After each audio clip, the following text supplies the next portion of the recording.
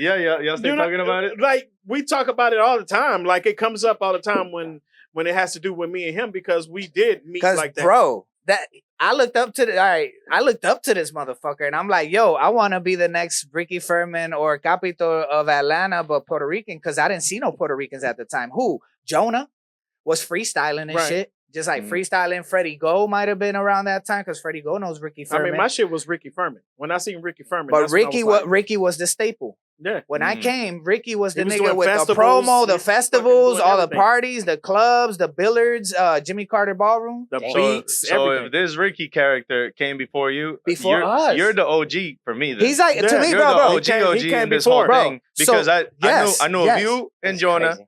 And then I knew of you, but I knew that you was already doing it too. Right. You know, it was Ricky laying down Ricky before anybody. His name is Ricky Furman. Latino? Yeah, he's Dominican.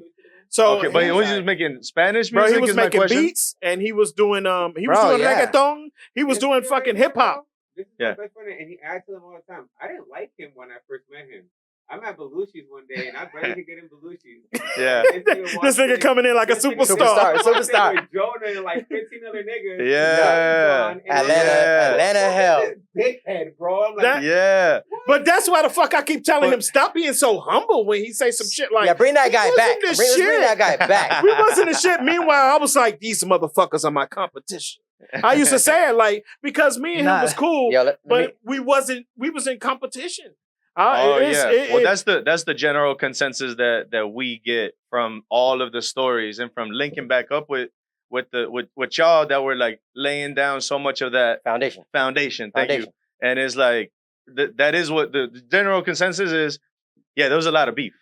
Like we didn't fuck with this person. We didn't fuck. Now the new generation is very collaborative. Very I love collaborative. It. And we love it. Y'all got the song Colaborando. You know what I'm saying? Yeah. Colabora. Hey, you know what I'm saying? 05 Flaco for 2025. Hey, that 05 Flaco was something crazy. That's like early controlando la he was audiencia, beautiful. Flaco was a t-shirt. Flaco was beautiful. Was beautiful. It was crazy. First of all, I looked hungry though. First of all, I'm not gonna lie. Look at all that. I looked hungry. Nah, I was you look like a pop star, nigga. Yeah, but I was like, who was you looking at? That's why I don't understand. When I was seeing this.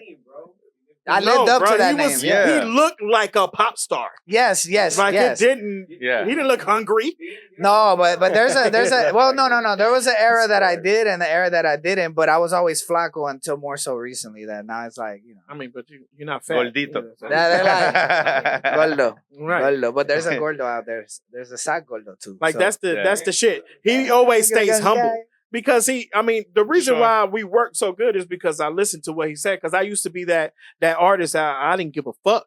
I didn't give a fuck like how Yeiii is right now, which he needs a little bit of Flaco in his life to keep pouring in his ear that sometimes you need to act like you a new artist every day. And that's what he installed in me. Like, sometimes, bro, I know you done your shit, but act like nobody knows you because we ain't shit.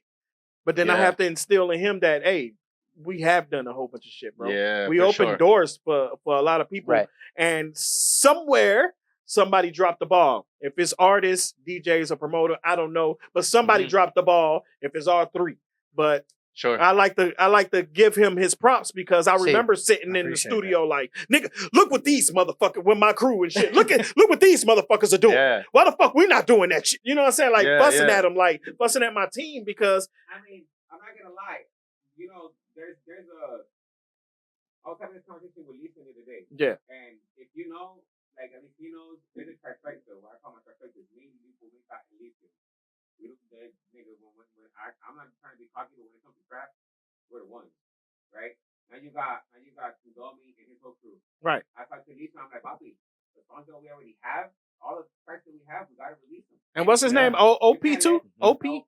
OP's another cat from Panama, one of the dopest Panamanians. Yeah, but I can drill and trap. It's the same, one and the same. We can't really let these, I know you're doing your shit over here, but we can't let these niggas take our vuelta. Esa es la vuelta de nosotros, graben de nosotros, cabrón. Pero para decirte la verdad, lo que tiene que pasar aquí en Atlanta es los DJs tienen que comenzar a poner trap. Porque eso, ellos están poniendo el reggaetón y yo sé que todos los DJs dicen lo mismo, que dicen de que... You know how we just had that conversation outside where it's like, yo, females actually like trap, right? They love it. Niggas out here don't really see it that way. So I talked to Steven straight trap. I thought the Black That'd be crazy. They do a straight trap night. I mean, you don't have to be straight trap, but You do a could, though. set. You could though. But there's enough material to do. I mean, you a can. good It's night hits. with that. But the night has to be focused. Like, call it a trap night. You know what I mean? Right. But I gotta be Latin trap. Latin trap, so people can know. Niggas like OP can get fucking exposure. Right. Niggas like Kingomi and them can actually get their props because if they're not doing their own shows, they're not getting their. I mean, that's a great question. You know what I mean? Now that nosotros estamos grabando, estamos haciendo lo Well, I mean, I don't know. You know, I just press record just to have this content because there's a few pieces of this that are we recording, but I think this is great for Esco This is a great conversation. and Bryan. We can ask this question because they deal with a lot of artists from trap. I don't know if y'all want to hear what I gotta say. Well, yes, we want to hear. We want to hear the real. Ah, sí. ¿En español o en inglés? Lo que tú quieras. Ah, okay. All right, man. Like how you feel Okay, about okay. artists. Wait. How could you? Go crazy. Hey, hold on. Go Hold all that out. thought. Hold that thought. Punch me in right quick. Hold your words. Stop. Let's go. Hit them up. Dime lo que es la que hay, papi. Estamos aquí, FLA, And this is your captain speaking, Capitol. and you are listening to In the Spot. We got two guests. We're in the middle of the conversation. It got real good. We had to turn the cameras on, but let's bring in, man. First time for one of them. The other one is a returning guest. Let's say a big round of applause for Esco and Bryan from Society Sound. Let's go. A la orden. Also from a few other things, and we're gonna talk about those things too. But you know, you guys may know them as Bryan and Esco from Society Sound, as far as one of the dopest studios out here in Atlanta. Definitely doing their thing with Latin artists. But what were we talking about? What was your question? All right, so I want to. Go ahead and spit it out. We're going straight to the get right directo into al it. grano. Directo al grano. All right, so we was recording already, so you can, put this back. A lot of DJs are not playing Latin trap. They feel like all the feedback that I got, which is not their fault. I understand because that's the crowd, but I think they can control the crowd because if you're good, so you can control whatever crowd you want. The question is, how do you guys feel about Latin trap? Since you guys work with a lot of trap artists in Atlanta and all the big trap artists from Future, from, we can keep from 21 Savage. We can keep throwing out all the trap artists that you guys have worked with. How do you guys feel about Latin trap scene here in Atlanta and not having an artist from Atlanta in Latin trap, but everybody else outside the country or outside of the United States, they have one. Right. How you feel about that? All right. I said it on another our podcast, but I'm Mr. Unpopular Opinion. Yo digo cosas que en la verdad va a ofender. A mí me encanta eso. Vamos a hacerlo entonces. All right. Porque yo también hago eso. Entonces, lo primero, que el único que sabe de trap for real would be this guy. Okay. Okay, working for years and years and years with the biggest trap artist. That's what I would say, which is right. Future. He is the top. At least the top four. Mount Rushmore. I mean, we're talking just trap, right? Porque está hip hop, está todo lo otro. Yeah, we're talking about trap music. Yes, because we're in Atlanta. Exacto. So let's talk about and I love that you guys are the guys at the table, right? Now knowing a little you after this conversation, I'm like, okay, we're all from here, right? Yeah. Yes. So I know you guys. We're here. Let's get it. Okay. Entonces, I can't wait for trap this. music is from Atlanta. Correct. So I think the only people that can have opinion on what trap music really is, for real, are the guys here. AT Aliens. Y aparte, nosotros no somos, we're Latinos too, right? So we're slick foreign. So we have, because we're from here, like a 75% say so. We're not 100% like Future. Future says what it is. He's curating what it is. You don't even got to say it. He's curating. Correct. Otro nivel. But we're not there. We're service guys. We help trap music happen. Okay. But the point is that we have the data because we are in front of it a lot. Yeah. We grew up with it. Next level. El trap latino se quedó en el 2016 y se sigue quedando en el 2016. So every single time I hear a new Latin trap song, it sounds like el 2016. It don't sound like Atlanta trap music. So cuando en el 2016, okay, se lo pongo así. Sí, dile a la gente qué significa cuando tú dices lo que tú estás tratando de decir cuando tú dijiste que el trap se quedó en 2016. Sí. What do you mean by that? Muchas gracias por la pregunta. Se quedó los ritmos la música, los 808s. O sea, porque el trap va evolucionando. La música americana evoluciona y evoluciona y evoluciona. So siempre va cambiando. So including pop music. Pop music antes era Britney Spears, now it's Sabrina Carpenter. ¿Verdad? No, y antes de Sabrina estaba the Lady Gaga era, the Katy Perry era, Billie Eilish. the Billie Eilish So, now. o sea, You know? Ariana Grande, o sea, todo. But it o sea, evolves, is the point. Todo evoluciona. Pero el trap latino se quedó como era el trap, porque en el 2016 el trap era casi igual. Whatever you hear from, so, okay, mi historia es cuando yo de primero escucho a Ozuna, La Ocasión, fue la primera vez que yo veo a Anuel. Yo nunca había visto a Anuel. By the way, I'm from the South Side. I'm different than you guys. I'm not like you guys. I'm from the, you know what I'm saying? I'm all like unaware, no, when you say you're from the South Side, we're South of like Atlanta. South Atlanta. South of Atlanta. So we're like me too. Venetians. Me too. I grew up. Yeah? Bueno, bro. bueno, I'm sorry. staying with I'm I'm from the South Side too. Gang. You look like a... I'm from College Park, Riverdale. No, you South Side. No. He said South Side. I'm from where all the rappers from. No, yeah. So, que sabe eres tú. No, I grew up in McDonough, so that would be Henry County. Bro, So I stay in Stockbridge right now. That's South. But, bueno, pero ahí, bueno. It's the South, bro. You're on the South Side. Pero el punto es que I'm not up there with the Gwinnett guys, the North Side. I'm not that. Entonces, pero mi punto es que yo escucho, digamos, La Ocasión en, no sé si fue 2016. Is that right? Yeah, about 2016. Por ahí. Entonces, I mean, if we're going after, T.I., Jeezy, Gucci Mane. Okay, bet. Right. Entonces, so, because Future is I consider them that's when Mount it just started Rushmore. popping. Though. Yeah. The four. That's trappers. Yeah, that's the same as Turn on the Lights. I think it was like 2016 or something like that. No. This is 2011, 2012. Right. See, I'm super up. See, right. But I think you're right about La Ocasión and that kind of. Yeah, of. but you're talking about that it stayed in 2016. Okay, sí, porque the style has stayed in 2016. Sí, claro. Pero el trap en English evolucionó a un nuevo estilo. No, you got way more new artists, Travis Scott's or whatever you want to call it. Entonces el trap latino en total se quedó en 2016. I don't have a mic, but I feel I can kind of like guess. Kind of disagree with that. Yeah. If you listen to Yes, they used to call it trap when in reality it was really just Spanish R&B. Right. Latin R&B. When you get somebody like Anuel, you get somebody like Young Chimmy.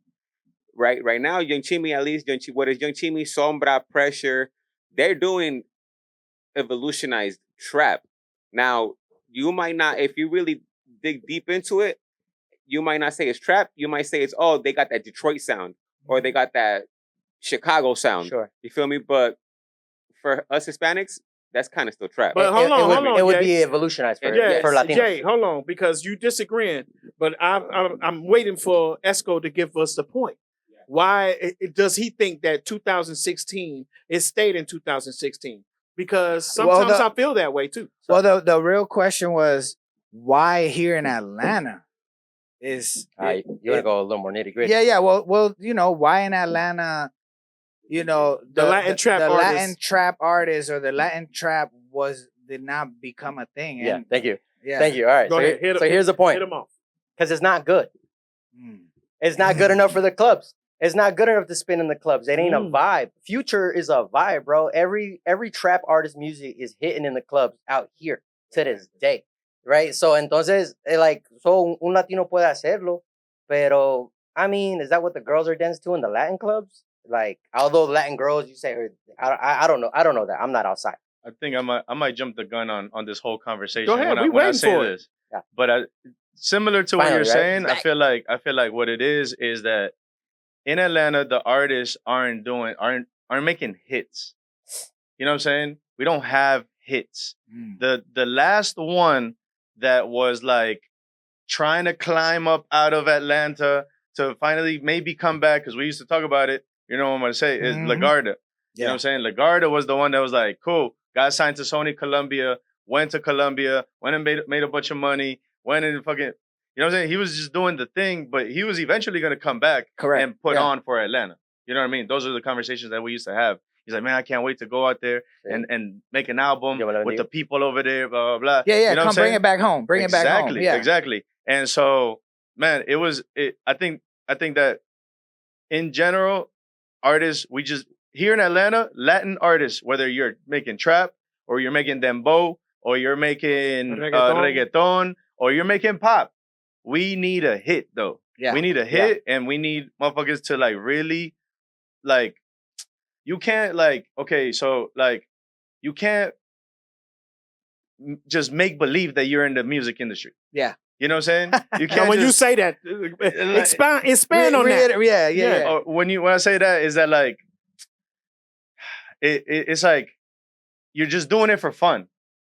It's almost like, man, if you decide to be an artist, I know we all have our paths. I know that we all have our paths, and you know, that's why we're in the table with you guys, because you guys created something. You did it to the best of your abilities with what y'all had, etc. But now we have podcasts like these that can put other little thoughts in your mind and be like, man, you know what? That's right. I do gotta go harder. What does go harder mean? Maybe I need to line up. If I'm already having a little buzz, if you're in Atlanta and you have a little buzz, why aren't you going on tour? Yeah. Even if you're not, even if it costs you to go to South Carolina, like if you're like, man, give me $300 to go out there. Just make it there.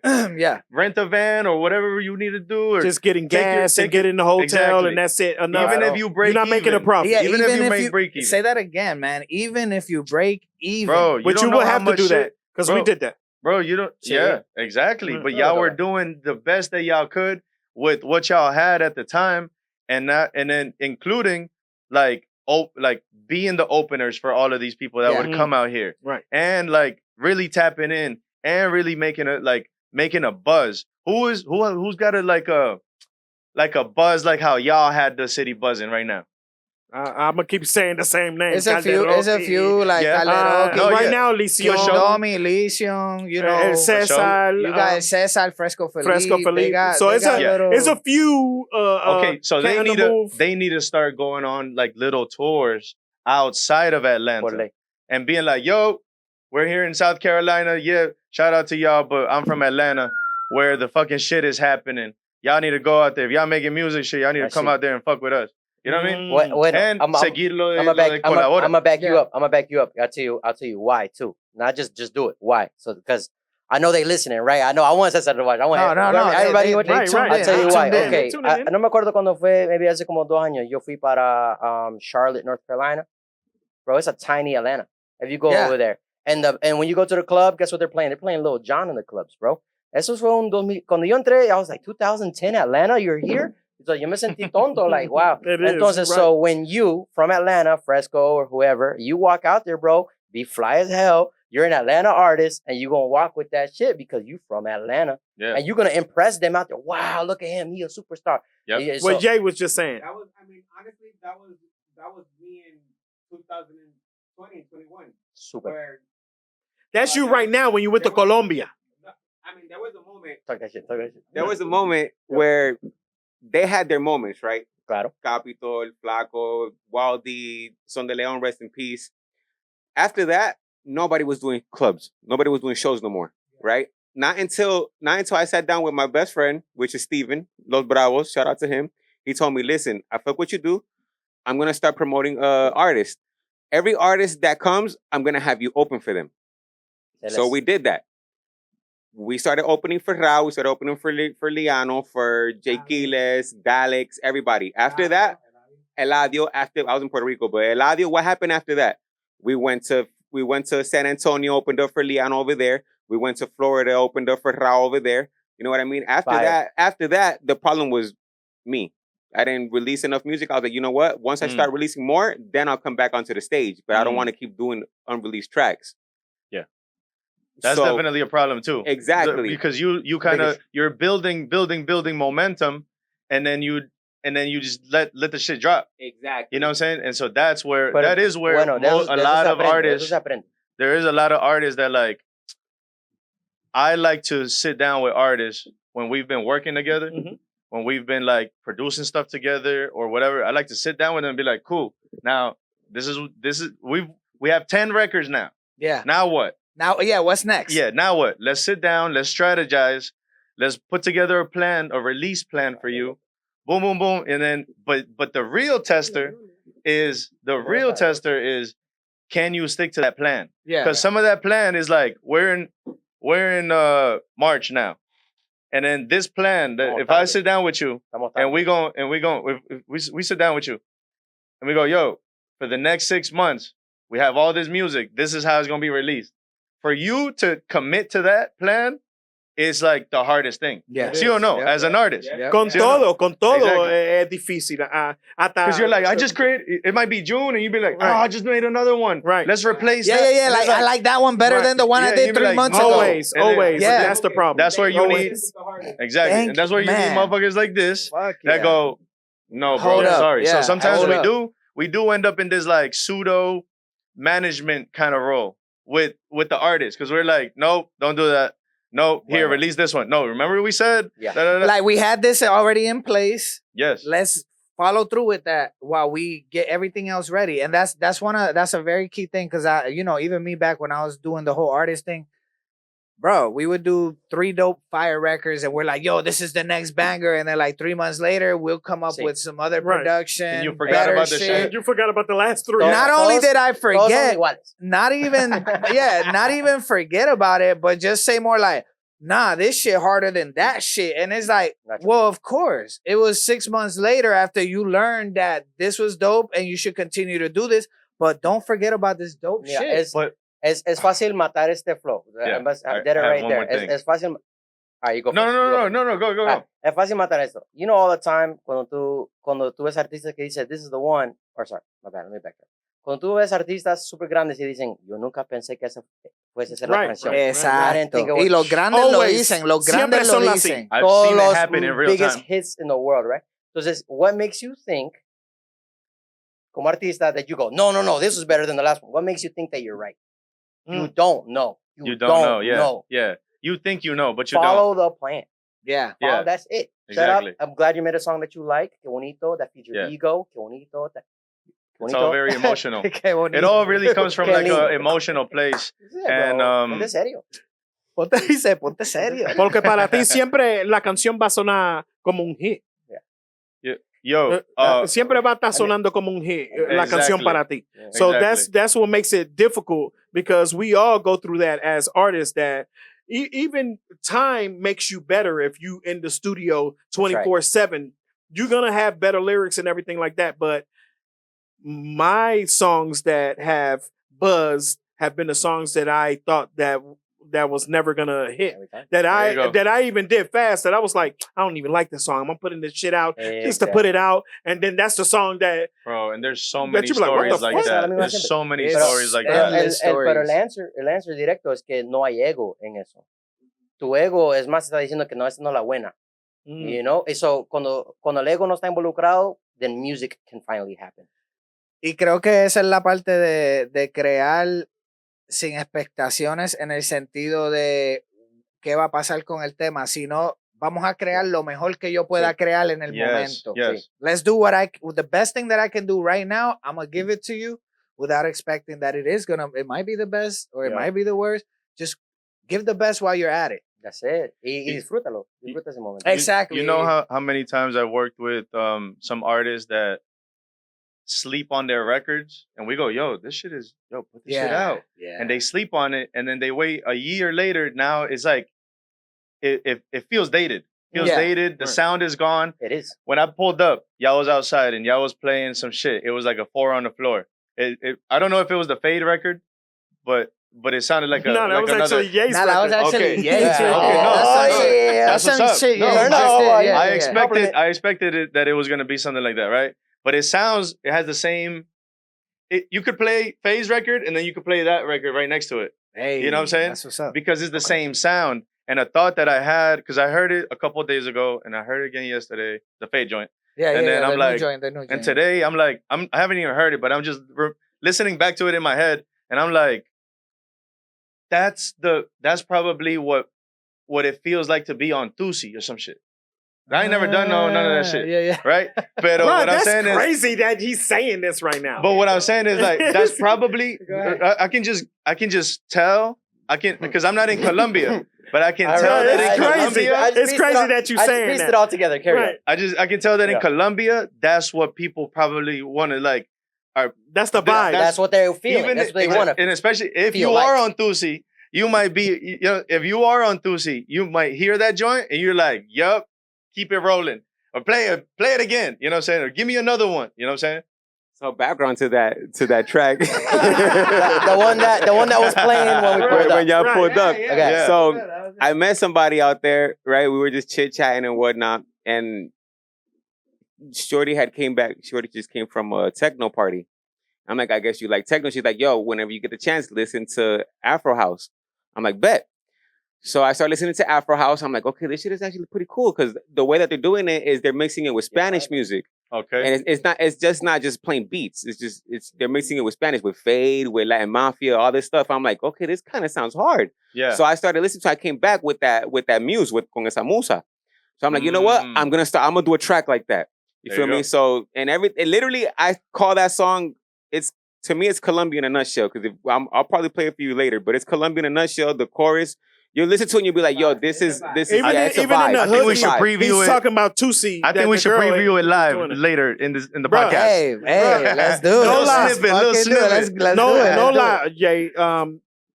That made me realize that y'all motherfuckers on point, bro.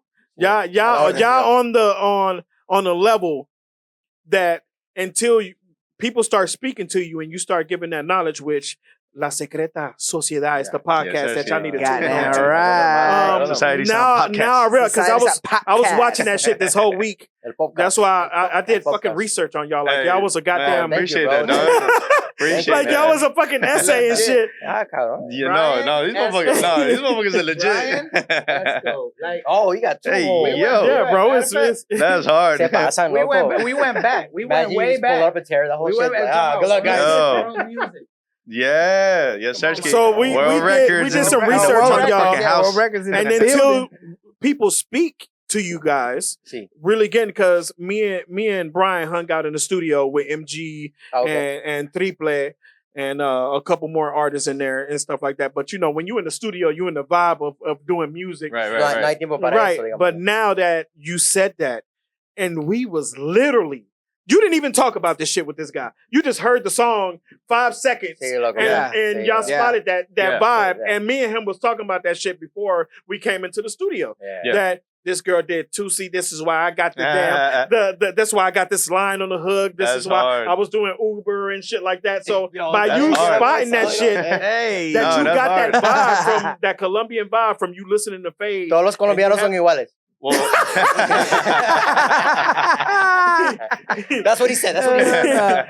I might have said that shit. No, yeah, man. I mean, I think, but that's fire, bro. That's fire. Thank you, bro. The main point is that, like, if you have something that's current, you know how they always do say this too. By the way, like, music sounds like what the most popular drug is in the moment. Like 80s sounds like fucking acid. You know what I'm saying? 70s and 80s it sounds like acid. Oh no, 80s is cocaine. Yeah, cocaine. 90s is fucking weed, crack. Right. Crack. No, yeah, The crack epidemic. The crack epidemic and cocaine. Yeah, it kind of transitions. It's always gonna sound. Yeah. What is it, like the 60s sounds like psychedelic. Right. Shit like that. You know what I'm the 70s. Bro, that's so es que la única manera que uno va a recibir esta información es hablando con una persona que está in the industry, they in the industry and they deep like that, because I never would have thought about associating the times with music. Yeah. Like even what people are doing at the times to associate with the type of music that's going on. Bro, eso you open my mind right there. Ese es el punto del arte, and period. Así un pintor, sea lo que sea. El punto del arte is to reflect the times, just like you have like the Che Guevara paintings. You know, like it's all like art has always been a rebellion against the system and things like that. Entonces, el arte is gonna reflect the times. You know what I'm saying? Entonces, si hay guerra, it's about things like that. The art is all dark and heavy and death everywhere. You know, it's like, you guys ever seen Vatos Locos? Oh yeah. You remember that? Remember when Buddy was after his little brother died or whatever? Yeah. Remember his paintings got all super dark after that? Right. Because he's pouring out of his soul. I was actually by the way, guys, to those of you that don't know what we're talking about, Vatos Locos, Blood In, Blood Out. Blood In, Blood Out. Yeah, Blood In, Blood Out is the movie. But yes, what was his name? Chewy.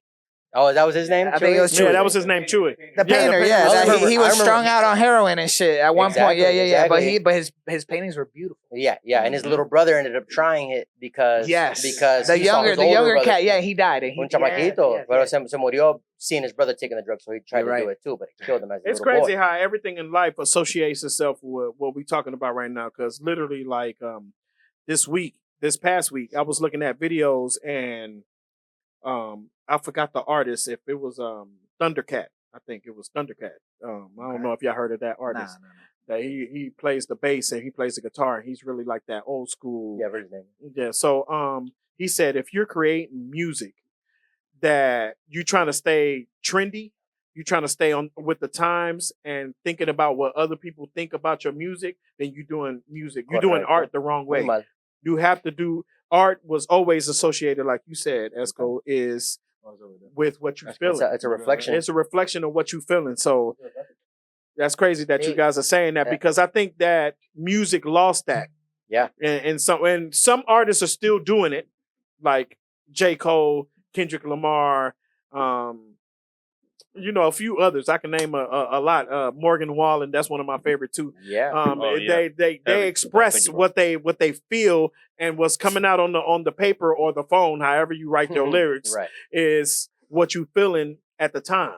Right. And that's the best music right now. Even if you look at the charts, Billie Eilish, another with her brother, the way they write music, they write music in a way that they expressing how they feel, that they telling you that they got anxiety and Tourette's and all kind of stuff. But it's coming out on the paper. You know what I'm saying? It's claro. So un reflejo real. And music always been like that. Music always been what's coming out of your body for you to just send out your problems so you won't keep them in the inside. Right. And I think the industry lost that. They trying to like always have a formula of how to do music. Bueno, es que, sorry por cortarte, pero lo que pasó es que the technology got too far advanced.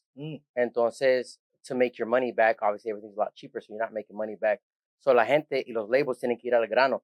¿Cómo vamos a hacer dinero? Oh, we got to talk about ass and tits and drugs. That just do that and give me another Future song. Dame una igual que Jay Cortez. Dame otra. Y entonces they just do that cookie cutter thing. It's a saturation. Absolutely. Yeah, saturation. It's whatever works. Even Bruno. Somebody that I've been studying right now is Bruno Mars, and his I don't call it comeback, but just kind of like him.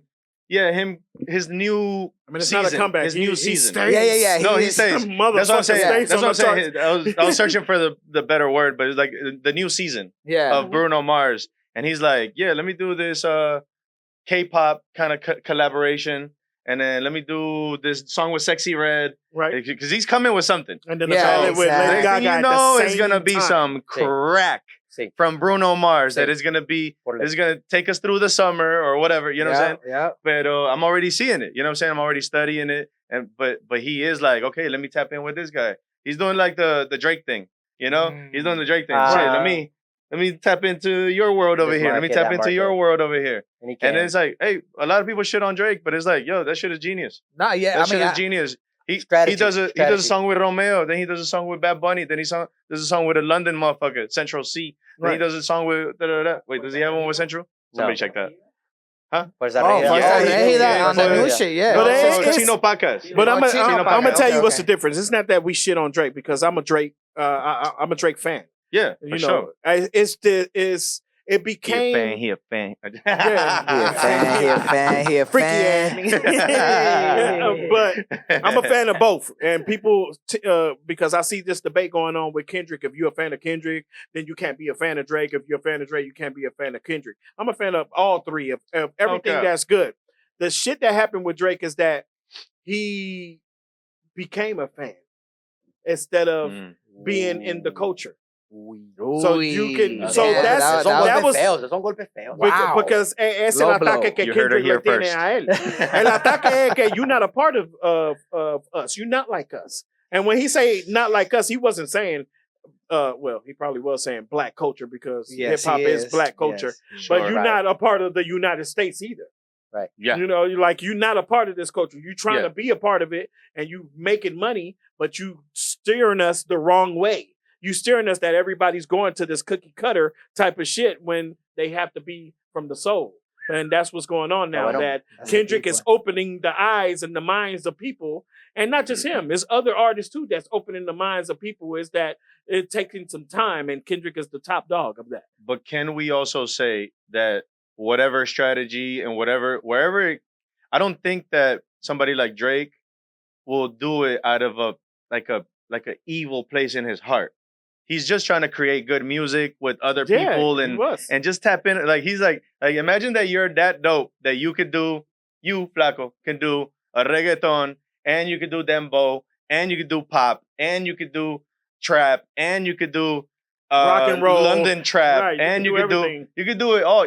And you can have a song with Chino Pacas. Like imagine that you're that fucking dope. Why would you limit yourself to just like one thing? Well, a lot of people judge Drake, but and not saying okay because there's Drake is a little bit different from what Bad Bunny's doing, but Bad Bunny's also, if you look at it, he's tapping into other cultures as well. Pero está ayudando la cultura. Yes. He is pushing his culture, which that's a huge difference. Okay. But I'm starting to hear what you're. But I will tell you this: él está subiendo la cultura, he's benefiting from the culture. Exactly, I think that's a difference. That's what they've always called him. But also, Bad Bunny is tapping to the Mexican culture. But he's also like he said, uplifting it. Maybe he has situations. He's doing making things Mexican culture number one. He's making salsa that hasn't been number one in decades. Number one. Yeah. He's making dembow that hasn't been worldwide. It was worldwide. The last joint he got a Grammy for. But that's what I'm saying. He made it.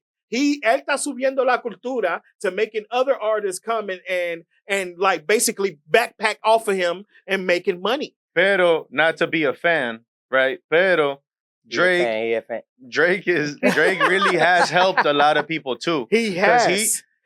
Bro, like there would be no Migos, like not the way the Migos had that run like that if it wasn't for Versace. I don't know. You know what I'm saying? I don't know. 1,000%. I don't know. You're right. I don't know. I don't know either. I don't know. I do. Because No, I do know. Yeah, no, bro. Come on. I remember when Migos came out, and it was Takeoff being the front man of Migos, and Gucci Man is the one that put him on. It's that people. Gucci Man is the type of person that stays quiet. It probably would have still happened. He might have, sure. Yes, I'll give you that. Pero it was Drake. Pero the point is, culture vulture again. Pero let's not. ¿Cuál es la canción que Versace? He seen that it was popping and he got onto the song that was popping. Así como Pitbull lo hace también, o sea, todo grande lo va a hacer también. So, no, Daddy Yankee hace eso. What? Somos de calle. Daddy Yankee hace eso. Por eso es que tiene un problema con Daddy Yankee. Llegamos a la disco was a move that Daddy Yankee was like, look, I'm at the top. These other guys are really popping. To stay relevant. Let me stay relevant. Let me feature all of the dopest todo el viejo guys. has to do that, bro. No, I mean, not all of them have done it, and that's why Daddy Yankee's the only one that survived making me talk recently. The era of hey, keep talking that shit. Hey, the era of the era is like Daddy Yankee got to do a feature with Bad Bunny, knowing that Bad Bunny's beyond. Who did a feature? Daddy Yankee. Yeah, they got it. They got Daddy Yankee and Bad Bunny. They have a featuring. Sí, I think it was more trap. I think it was more trap. They have another one. There was an early one. Yeah. You know what's crazy? I looked at the credits for Daddy Yankee's Dura. Oh yeah. Dura. Right, that shit. Benito is fucking credited as a writer. A lot of you, and that's like, and yeah, oh, Bad Bunny. And he's like, that's not something that's like public.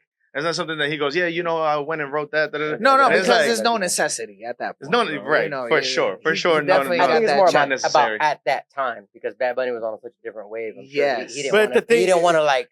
And who knows what he actually did? Because a lot of artists, they do there was a point in reggaeton where it's like, if you became popping, you did your own career, and then you got a Daddy Yankee feature, you made it. Esa es la diferencia. Bad Bunny didn't need that. Eso es lo que estoy diciendo, que es la diferencia. Bad Bunny was like breaking records that Daddy Yankee didn't get to break in his career before, or even around the time that maybe he did feature with him, or it got featured, but whether vocals got put together. Because a lot of these features nowadays is like they're not necessarily everybody's in the studio collaborating. Send the vocals. Like hey, like Khaled said, is the vocals is in. You know what I'm saying? That type of vibe. Sometimes. So it's like sometimes it's terrible to me. No, and you know, you get that you're right. vibe. Well, no, you at the end of the day, a lot of artists say it like and sometimes they stick to the art of sometimes. it, and we go back to the conversation of art. Sometimes there is a lot of artists that when you see their music, you respect it so much because they protect the art so much that it's like, why am I gonna ask you to send me vocals? Shit, fly in.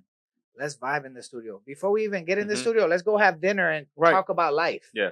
I think and I think that's the best. It's the best record come out like that. But like number one, they gotta respect you too.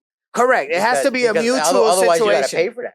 No, correct. You gotta pay to correct. fly them out and wine and dine them, and you were paying for all the things. So that's, you know what I'm saying? Well, that's situational for sure. Yes, definitely. Let me just make one more point before we keep going, because esa es la diferencia de algunos artistas contra los otros. Daddy Yankee and Drake wait for you to pop. Kendrick didn't wait. Kendrick put you on. J. Cole puts you on. He goes to the studio and fills the studio up and pays for the studio for the Dreamville artists. That not even a part of his stuff. Okay, and here comes JID Jid popping off from that. Here comes a lot of artists from North Carolina popping off from that. Here comes Arcángel when he featured with Bad Bunny. It wasn't because Bad Bunny was popping. It was because Arcángel was asked. Arcángel heard him in the studio. He said, "Oh shit." He saw it. Yeah, he seen it, and he got on there. Then again, true enough, Bad Bunny was popping in SoundCloud already. Like he was generating a buzz. Yes. Y Daddy Yankee todavía no hizo una canción con él. Correct. Arcángel. But Arcángel it made sense. But it all has to make sense because somebody always like a DJ Luyan has to make the call. Yo, I got this kid. Yeah, you gotta listen to this check shit. him out. Yeah, and then he's like, yeah, for sure. Is the studio available right now? Because I'm on the way, right? And so I have seen a lot of, because I was in the R&B trap world for a long time, right? And so, but what I did see is like working with new signees to like RCA or to Atlantic, and it's like, cool, y'all about to go in on this project, right? But this guy or this girl has very to no little like actual success, right? And so they might have just got signed off of their talent, or they might have got signed because they went viral real quick, right? Yeah. Shout out to Atlantic. But what I'm saying is, shut up. But what I'm saying is, good business people. They'll fuck around. Like sometimes there's like an A&R, and they go, like we create a record, and they go, let's get Thug on this, you know, or they create a record and they go, you know, who'll be dope on this? Goddamn, Chris Brown, you know, but it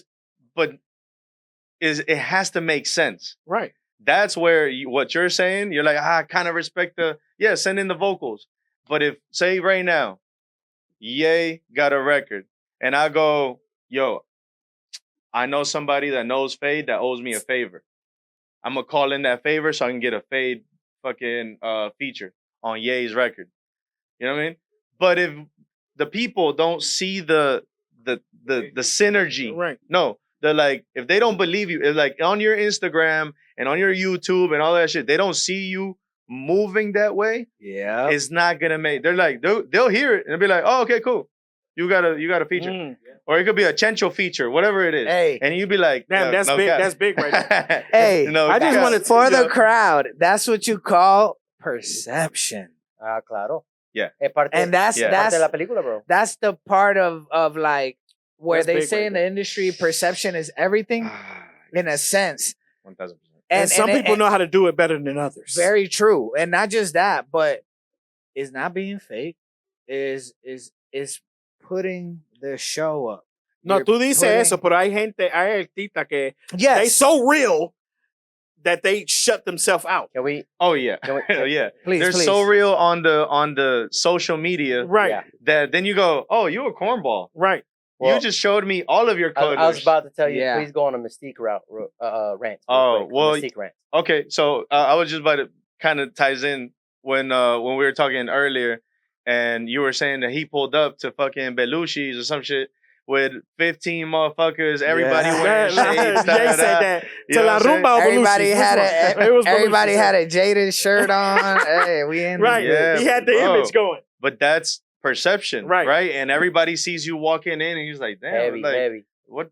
Well, who are these motherfuckers? Da, da, da. In Spanish, you would call that viviste la movie. Oh, seguro. Yeah, Viviste la movie, viviste la movie. Hay que crear la película también. And so I think that you do have to, artists in Atlanta, they should create that mystique where like, I don't see you everywhere. I can't see you everywhere. Because then like somebody who like, I'll mention this person that you don't see everywhere that does have that mystique is somebody like Danise. Yes. You know what I'm saying? Okay. And she, super like talented. And she like, I can tell that she's one of the ones that like might do a thing if she keeps going the way she's going. Yeah. You feel me? She has potential. But then, you know, the whole management thing gotta be right, the music video, whatever. I haven't even tapped in on all of that shit. What I'm saying though is the mystique of like not being everywhere, not just like hopping on everybody's record. Or maybe you do, and that is your thing, but not everybody sees you. You know what I'm saying? Like I'm plotting something right now with an artist in Atlanta that I want this motherfucker to be on everybody's record. You know what I'm saying? And that's going to be the strategy for him because every artist does need a different strategy. Correct. If you're not a cornball, cool. Go online. If you Wiz Khalifa, have that. There's this other like stage where like, say like, for example, this is a big gem. Calderoki, what he got to do next is start showing us a day in the life. And I see him going on live a lot now. And I'm like, yo, this motherfucker going in on the live. God damn. Every day this motherfucker goes live. Cool. Está bien. That's cool for him. I don't tap in on lives. I just don't. Even if you fucking Wiz Khalifa live, I don't care. Right. Pero a day in the life, I always feel like there's a certain stage in the come up of an artist that you can go back to like Wiz Khalifa joints. You can go back to Fade was doing them. You can go back to there's a comedian that I follow that's like coming up and he's doing them right now. And I'm like, pero cuando tú dices eso, a day in a life, cuando tú dices eso, porque a mí me gusta explicarle a todos los artistas lo que tú estás hablando. What you mean when you say a day in a life? What they got? Just give me an example of you wake up in the morning. You wake up in the morning, you brushing your teeth, you on live? Or you doing a... Nah, you got to have a cameraman. Okay. Yeah. You got to have a cameraman. So whether it's your homie or whether it's your brother or whether you paying for it or however you can get there. Right. But we want to see you like working. And it might be like the week. Yo, this week, this is what I did. And you put it up on YouTube. And it's like, but it's got to be movement. Right. It's got to be you picking up calls. It's got to be you walking into the studio. It's got to be you walking out of the studio at 6 a.m. It's got to be taking the next flight to the whatever. It's got to basically document yourself working and have people see the shit and they go, damn, this motherfucker working. Like, and then there's a certain crowd that taps into that, but you're feeding the whole ecosystem of what it is. This actually goes back to the whole like, you have to put out music as you create it. Say it again for the people in the motherfucking back. If you're creating music and it sounds like now, it sounds current, you got some shit, let us have it. Let us fucking have it out. Bro, we have so much music that we work on other people's shit that we're just waiting on them. You know what I'm saying? And it's just like, and every time we see them, we're like, yo, when you go put that shit out? Yeah, you gonna put that shit? Es que hay muchos artistas que tienen miedo también. Look, they're afraid of rejection. Oh yeah, for sure. Going back to the key thing that you said about, you know, having the content to release it, but releasing it at a certain way, like what, you know, like you said, if you're on some TikTok shit, do the TikTok shit. If not, do this other shit, but always continuously put yourself out, put your music out, like you guys said. If the shit is dope, do you feel, and this is something that's becoming more of a common thing where it's like people will be like, hey, if you got to promote yourself correctly, when you do a song, it has to have a video, it has to have a visualizer, this, that. Do you guys agree with that format of like, hey, you got to package everything 100% correctly? Or is there a way to do it, you know, a different type of way, or it doesn't always have to have a video? It doesn't always have, like, what is your guys' take on that? Sí, claro. Yo creo que voy a usar nuestra compañía como ejemplo. Okay. Society Sound. Okay. Society Sound es algo serio. Cuando yo digo algo serio, there's contracts on the table. I got him on a 360. This shit out of here. You know what I'm Damn, not a saying? 360. Hey, I got a big bag, my boy. I got a big bag off of that shit. What are you talking about? He What? said, look, I got the advance. He got the advance Fuck on the the How many percentage. phones did you have to take off of that shit, Imagínate bro? cuánto me costó. Imagínate. So, entonces el detalle es que las cosas tienen que ser serias. That's my point, right? Yeah. So when we opened the company, August of 2023. Nice. Okay, Hold on, before we keep going, is that a studio or a record label? Society Sound is a studio. Okay. A recording studio, professional, for all of us to benefit, the brand to benefit, Latinos to benefit, and we can service the American side. Correct. Always. Yeah, they're the ones with the crazy budgets right now, right? Yeah. Bueno, Ain't lying. pero el punto es, uso la compañía como ejemplo por esto. When we opened the company, we didn't have a photographer to take photos for the studio, right? And I go, can we just take some iPhone pictures? You know? So we took some iPhone pictures for the website. But our Instagram was empty. Porque the perception was wrong. I don't want iPhone pictures on there. It's like releasing a song. We released a studio, but it went no pictures. You dropping the reference. Right. Exactly. You're not mastering Exactly. it. You just dropping the Pero reference. escondido en un website que nadie sabe que existe.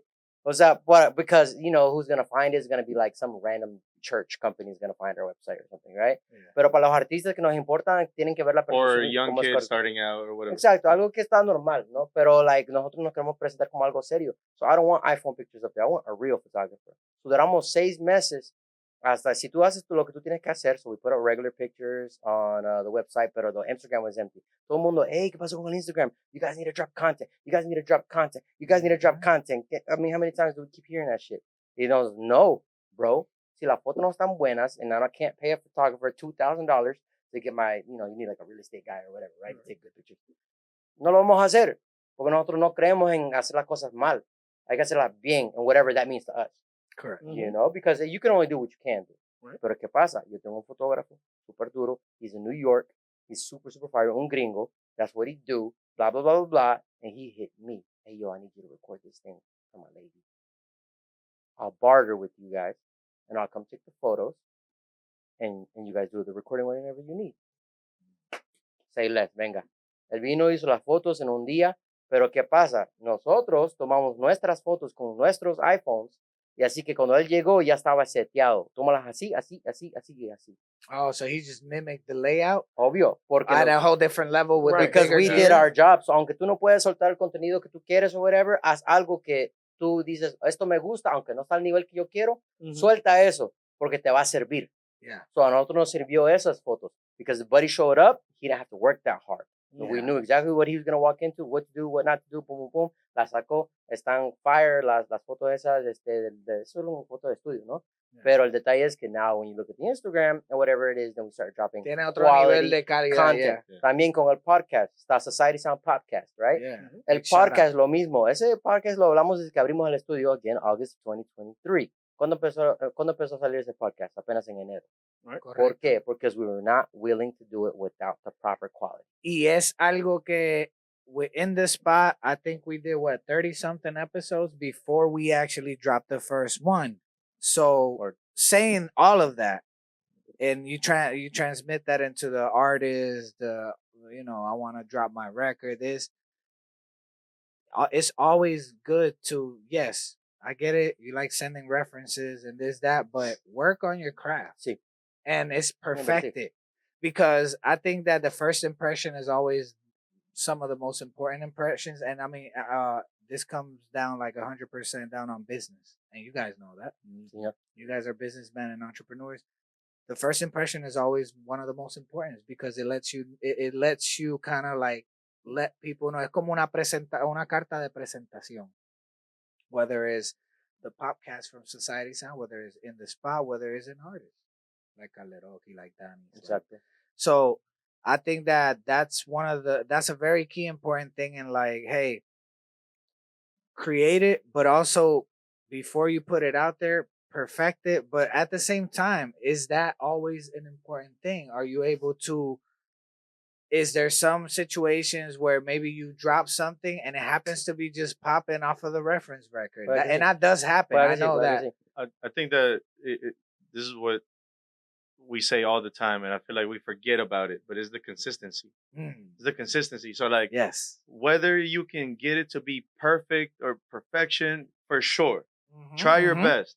You know, like for example, like there's been times, bro, that like, you know, if I work on a mix that costs X amount of dollars, by the time I get done, like actually with the hours, the amount of hours that I actually put into it, you might really only have made like $10 an hour. Right. But that's not what matters. Yeah.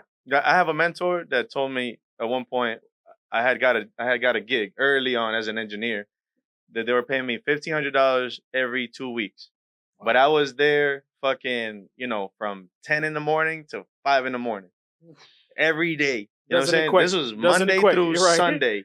You know what I'm saying? Every day. And so, and one time you was like, getting paid $7 an hour. 17 hours a day. Real. That's crazy. Exactly. And I remember just being like, damn, bro, like I just feel like by the time I do the calculations, I'm only making $5 an hour on this shit. And he's like, you can't look at it that way. You can't look at it that way. You have to look at it like, he didn't say it like this, but like a blessing. Like a blessing that you even in that chair. An opportunity. You even get to, because there, I was a young engineer and I learned a lot of like reading the room, working with different people. I was working with different writers and artists all the time. Every single day, it was somebody different. Exactly. Who was that? Who was the mentor? Ken Oriole. We had him on our last 2 podcasts ago. He's Andre 3000's engineer. Okay. You know what I'm saying? And so he just did the flute album. You know what I'm saying? Recorded it. He mixed it. You know what I'm saying? But like, but he's been with Andre since more than 20 years ago. So like 2003, some shit like that. Triple OG, right? Yeah. I want to put that out because nasty. A lot of this that's going on right now. Obviously, these two have been working with big artists, and we haven't mentioned that, but you guys are hearing them bits and pieces, giving out little gems of who they work with. Yeah. I want to get to that. You already mentioned your mentor. Can you guys name a couple of artists that you guys engineer for, mix and master for, and worked on their albums, so these people can understand what level you guys on right now? Because right now we ain't messing with little scrubs right now. We messing with top dogs. That's right. And I want people to realize that you guys are top dogs and you on a different level. And the studio that you guys are talking about, Society Sound, is a top-notch fucking studio that they have. Big time. And do you guys still have y'all record labels separately that you guys, or y'all are focusing on Society Sound and helping with everybody through that? There's a few, like, we try to keep things separated, right? So there's like Society Sound, the studio. Then there's World Records that does like all of the publishing, and like we're not a record label just yet. But no, I just like, remember I told you even before, like publishing, like, kind of focusing on the songwriter kind of creative. Exactly. Side. Like I'm very hesitant to like sign people and all of that shit, right? But I think that at some point we are gonna have to do it inevitably. Just because it's like... Because you guys being a lot... Like how we met. This is the first time me and Esco met for the first time. But obviously I heard of you everywhere. But Bryan, me and you being in studios together, and I see you working with a lot of artists. And I also seen you how, now that you're describing that, you hesitant of starting a record label, you actually act like that in the studio. Like they know who you are, but you like... Wait, let me see what the fuck y'all about before I let me check the temperature in the room. Right. Like I can sense that vibe from you that everybody knows who you are, because when you came into the studio, people was whispering you know you get that already because everybody already knows who you work with, and both of y'all who y'all work with. So you're gonna get that people gonna be like, he worked with this dude. And you know what? Like he can tell you, like, I actually don't like it. Like I actually like. I mean, you're very humble, by the way. I have to remind him. Yeah. I'll be like, oh yeah, I did that. That's Bryan's capital is Esco. You're my capital. Like, there you go. Southside. Southside energy. That's hard, bro. Talk That's your hard. shit, bro. Yeah, I actually don't like. Like it does go back to like stuff that I learned from mentors and the things that I've seen, where it's like when you are in I think that the thing that I realized, one of the first things I realized in this whole shit was like, oh, you can't fan out. You can't be like a fanboy. You can't be starstruck in the studio, starstruck and because, shit. None of that. Because when you're dealing with artists that deal with that all the time, whether they're going to the grocery store or they're going to the gas station or they're walking into a big meeting or whatever it might be, like walking to the stadium, like, and they get all that fan love. This is their sanctuary. The studio is the place where like they get peace. They get a space from everything. And exactly. It's their privacy. It's almost very very spiritual to certain artists too. Like they treat it like they're, that's their bubble. Yes. Yeah, it's like some people call it some people call it church. Like their church. There you go. Obviously not. Now you still haven't said who you work with. You want me to say it? Since you humble. I mean, no. I didn't see his face. You want me to say this shit? I mean, since you humble. The biggest project was for sure the Teletubbies. Recording the Teletubbies, that shit was huge. No. Sesame Street, that shit, hold on, put the camera on. Why you fucking playing, Bryan? That's a big ass fucking step up. You said Sesame Street and Teletubbies. Right. That's huge. Right. That's huge, goddamn. Yo. Tell me what else did you do? Yo, Gabba Gabba. Bro, Ho was the hardest one. You did the vocals for Teletubbies? See, that's like, no lie, that's how humble he is. He about to make me read my fucking information. You can read. You can read about the Wikipedia. All right. So just let him know. Because he already been mentioning, Andre 3 Stacks, Future. I seen 21 Savage, Kendrick Lamar. Hey, Queen Naija, Lil Uzi Vert.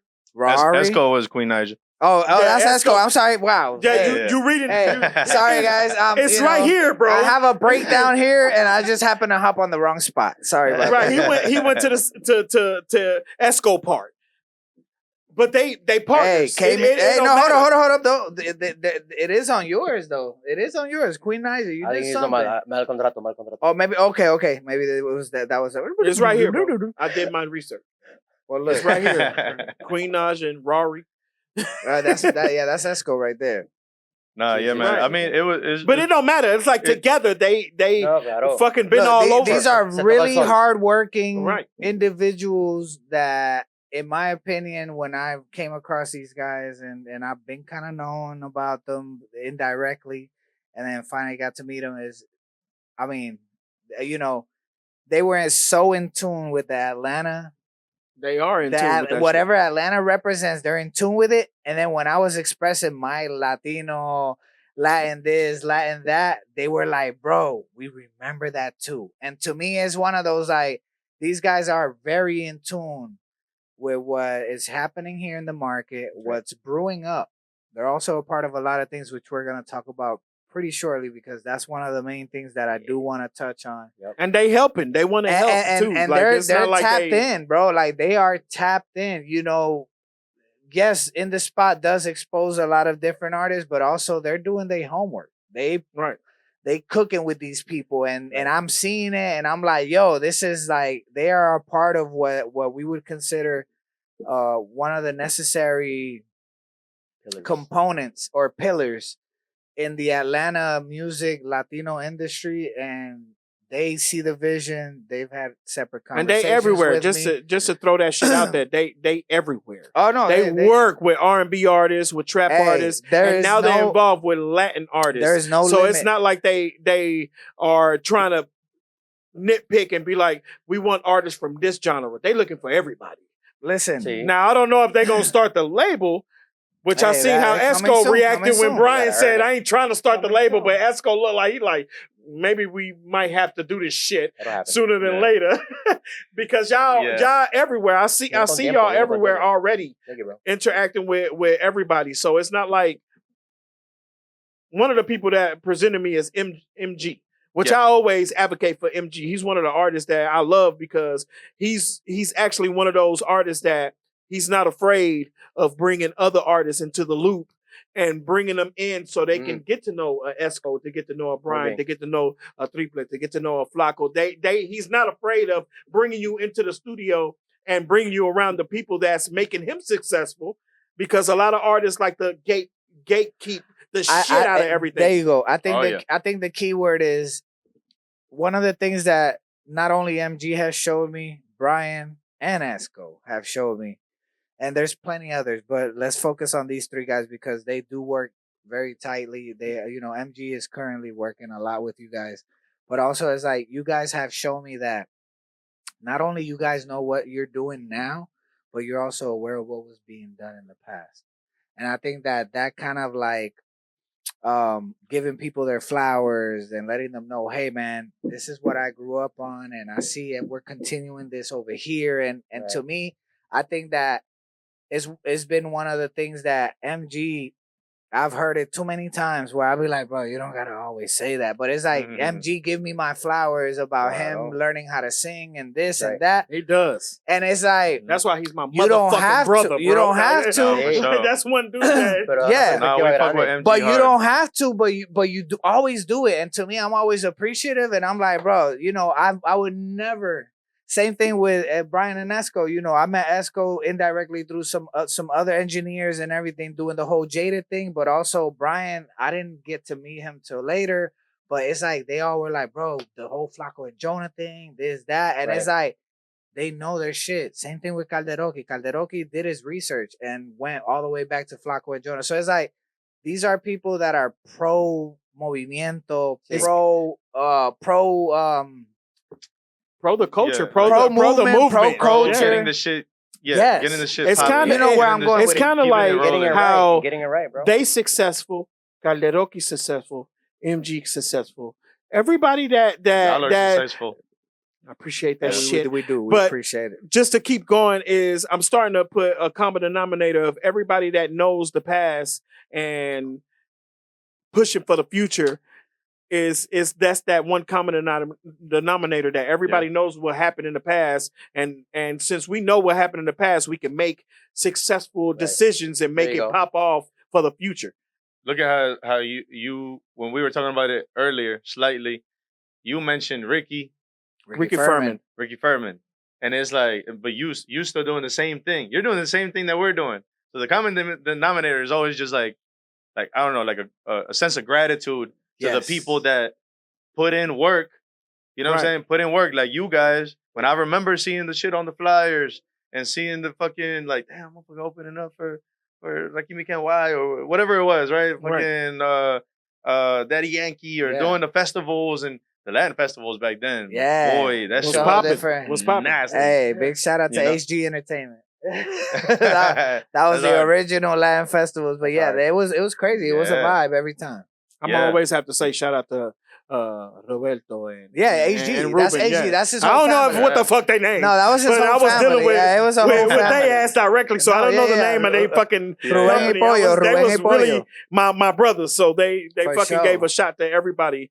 And now Steven is one of those people that's giving a shot to everybody with a couple more promoters out there that we had in the live broadcast. Super cool. Yeah, and I think that brings me to a thought that I had as I was coming over here, that like, man, like I think Atlanta also, more than like artists and DJs and all of that collaborative kind of thing that you guys are opening up the conversations to, by the way, right? Shout out to that whole shit, because y'all are what Esco says it best. He says that y'all are dealing with the, how do you say it? Y'all dealing with the ugly. Right. Yeah. So if you watch the last, but I want to get back to the other thing that I was gonna say. I said you'll see if you watch. No. I said you guys. I mentioned Flaco because I didn't know you yet. But you guys are willing to go through the ugly. Yeah. Because there's the good, the bad, and the ugly. But you guys just doing the live broadcast with the promoters in the room, taking the DJs the risk. In the room. So that's ugly, bro. Porque hay unas conversaciones feas que like la gente está como que tense. Bro, we were off to the side. Bro, I can't. You guys were present there. All the artists on the side. Yeah, bro, los artistas en la esquina, o sea, estaba feo. But that's what I'm saying. But you guys are willing to go through that. And what I called it on the podcast too is community. Yes. You guys are building community. We want to you know, build like our vision is industry. So I'm a lot more, machete, no, that sucks. That's not good enough. That's, you know, algo así más fuerte. And that's why I have expectation for content or whatever. Pero se respeta a los que están dispuestos a pasar por lo que no es fácil. Yeah. Okay, I feel like in this spot has been created to have the uncomfortable conversation that not everybody's willing to have. That's right. That's facts. And a lot of the people that want to be a part of sitting down at this table are people that are willing to discuss the uncomfortable conversations. Right. And we have always been blessed by very talented entrepreneurship, people that are either in the industry or know about the promotional side of it, the DJs, which we will be doing as well. But along with you guys are a part of the industry, not just the Latin, but the American. So it's one of those that you guys are giving us an insight that a regular person that's only worked with Latino artists cannot give us, because you guys have tapped into other elements. And I feel like successful in exactly. And successful being the key, but not only successful being the key, but the fact that you guys have stories of situations that even you guys went through growing up, being a mentor or having a mentor, you having your mentor. Right. I remember off camera, you know, we didn't discuss them today, but you would tell me about your situations, even with Future, where you're like, yo, I had to learn what not to do, what to do, how to open my mouth, not this, because in the situations that you're put in, you're there to learn, soak up, but also do your job. And so it's a lot of discipline factors that I think that a lot of artists out there locally aren't willing to understand. So yes, we are willing to bring that factor of like, hey, I like what you're doing. It's cool. All your 20 homies are telling you the shit is dope, but is the industry going to feel the same way? No, because you're lacking this. Do you fix that?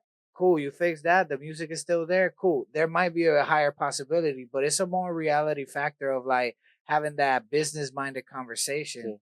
And that's where you guys come in, because you have that experience of like, you know what how the industry operates. I want to say how crazy this shit is, because people didn't realize when we was doing that live broadcast, how everybody was reacting, including FLA. Yeah. He was right next to me. He was pissed off at me that I was talking my shit that night. He was pissed off, but he didn't show it. He told me after the show, he was like, God damn it, I was getting pissed off at you. But then, you know, after I understood later on, I understood the point of view you had on it. I like to show that behind the scenes that we fit like a fucking puzzle sometimes, that we found each other by the grace of God. We have I feel like we have different perspectives. Yeah.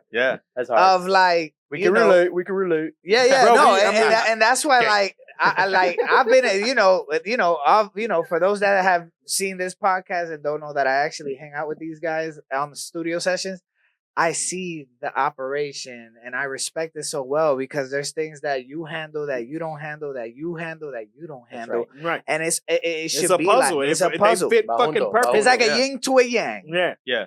And I know you guys feel that way. No es amor. As long as you. That's exactly what's going on. And it happened with us, because he could have told me by my ear and told me, shut the fuck up. No. But he didn't. I want you to say he let me go out there. There's trust. Yes, there's a trust. Well, because there's a part of you that I know that a lot of the artists that were there resonated with what you said. Exactly. Now that you were, it's like what we said off camera. You were at the wrong time with the right perspective. Right. Because you were speaking from back in 2012, 2010, when we were us. Right. We're looking at 2025. Everything operates completely different. Promotional DJs, clubbing, everything is so different now than it was 10, 15 years ago. So that was kind of my perspective. But at the end of the day, it caused everybody to have their opinion. Right. And say that's their what we piece. Whether they were agreeing with what you were saying, or agreeing with what I was saying, or agree with what the guests were saying. Right. So I think it was always at the end of the day, you can get something positive out of that whole content. I got to shout out to Frenchie right quick, because he told me that when we was in the nightclub, we was in Insomnia, he said, Capital, you was wrong. But you was right. Yeah. Look, part of him. You know, a lot of people in that room was that. Yes. A lot of people in that room. It's like not everybody's right, not everybody's wrong. Like everybody has a point, and there's a little bit of both. Yeah. You know? What were you gonna say? You was gonna say that Frenchie something? Or No. He was saying that. I was shouting out Frenchie because Okay. he's a talented actor, by the way. Check him out on fucking Prime right now. He has something on there. And he told me, he was like, you're not gonna see what's going on, but the internet is gonna tell you that you're right. But you're wrong.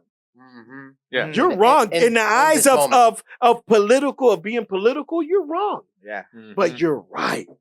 Exactly. So when he told me that Yeah. shit, I was like, damn, that's crazy how you putting into that perception. Right. We Sorry, just had we just had Rush D on our latest podcast, right? And so Rush D, Stay tuned. Dropping, God willing, Hey. tomorrow. Hey, Okay, the shout out. Society Sound podcast. I don't know when this is Actually, coming out, so this is it'll gonna come already- out. It's probably already out This by the time this you see might this drop one. tomorrow though. When Now, you guys hold drop on. Before we get that right, is it La Secreta Sociedad? La Sociedad Secreta La Sociedad Secreta. was a thing that we just kind of came up with just to kind of give something a name. That's a time. You know what I'm saying? Okay. For real, for Okay. real. So it's the secret. it's- it was kind Society of like Sound? a production company, ponle. okay. Because everybody was we I just want to get it right so they can fucking Appreciate it. watch the shit. appreciate Because I've been watching y'all motherfuckers all week. I watched all y'all fucking episodes. Got it. So the podcast is called Society Sound Podcast. podcast. You know what I'm saying? But that- POPCAST. But the other shit, that's kind of like the kind of like how we keep things separate. Okay. That's kind of like the production company of it all. Gotcha, You know, so gotcha. we're doing production shit like that.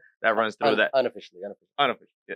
So, but what I was gonna say is that we had Rush D on a podcast, right? And so he is ATO Jacob's manager. Nice. ATO Jacob is a producer. If you don't know what ATO Jacob is, Boy, if young you don't kid that know- is I mean, fucking nasty. Why He not? just did. He Why just not? did I a just- song with Fade, didn't he? Yeah, Well, last year. he's Yeah.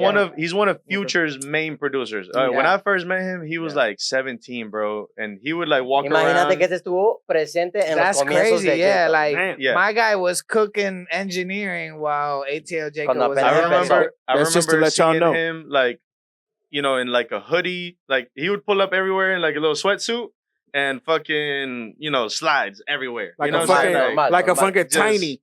Sí, bueno, hey, por ahí. Hey, for You know? real. Por ahí, Yeah, for real. por ahí. And so, but I remember being like, yo, this motherfucker gonna be nasty. So actually, there's only one autograph that I've ever asked for anybody from, and it was ATO Jacob. And he signed my drive. He signed my hard drive. And it was just me in the studio, me and him in the studio, and they had left us in there, and he was just cooking up.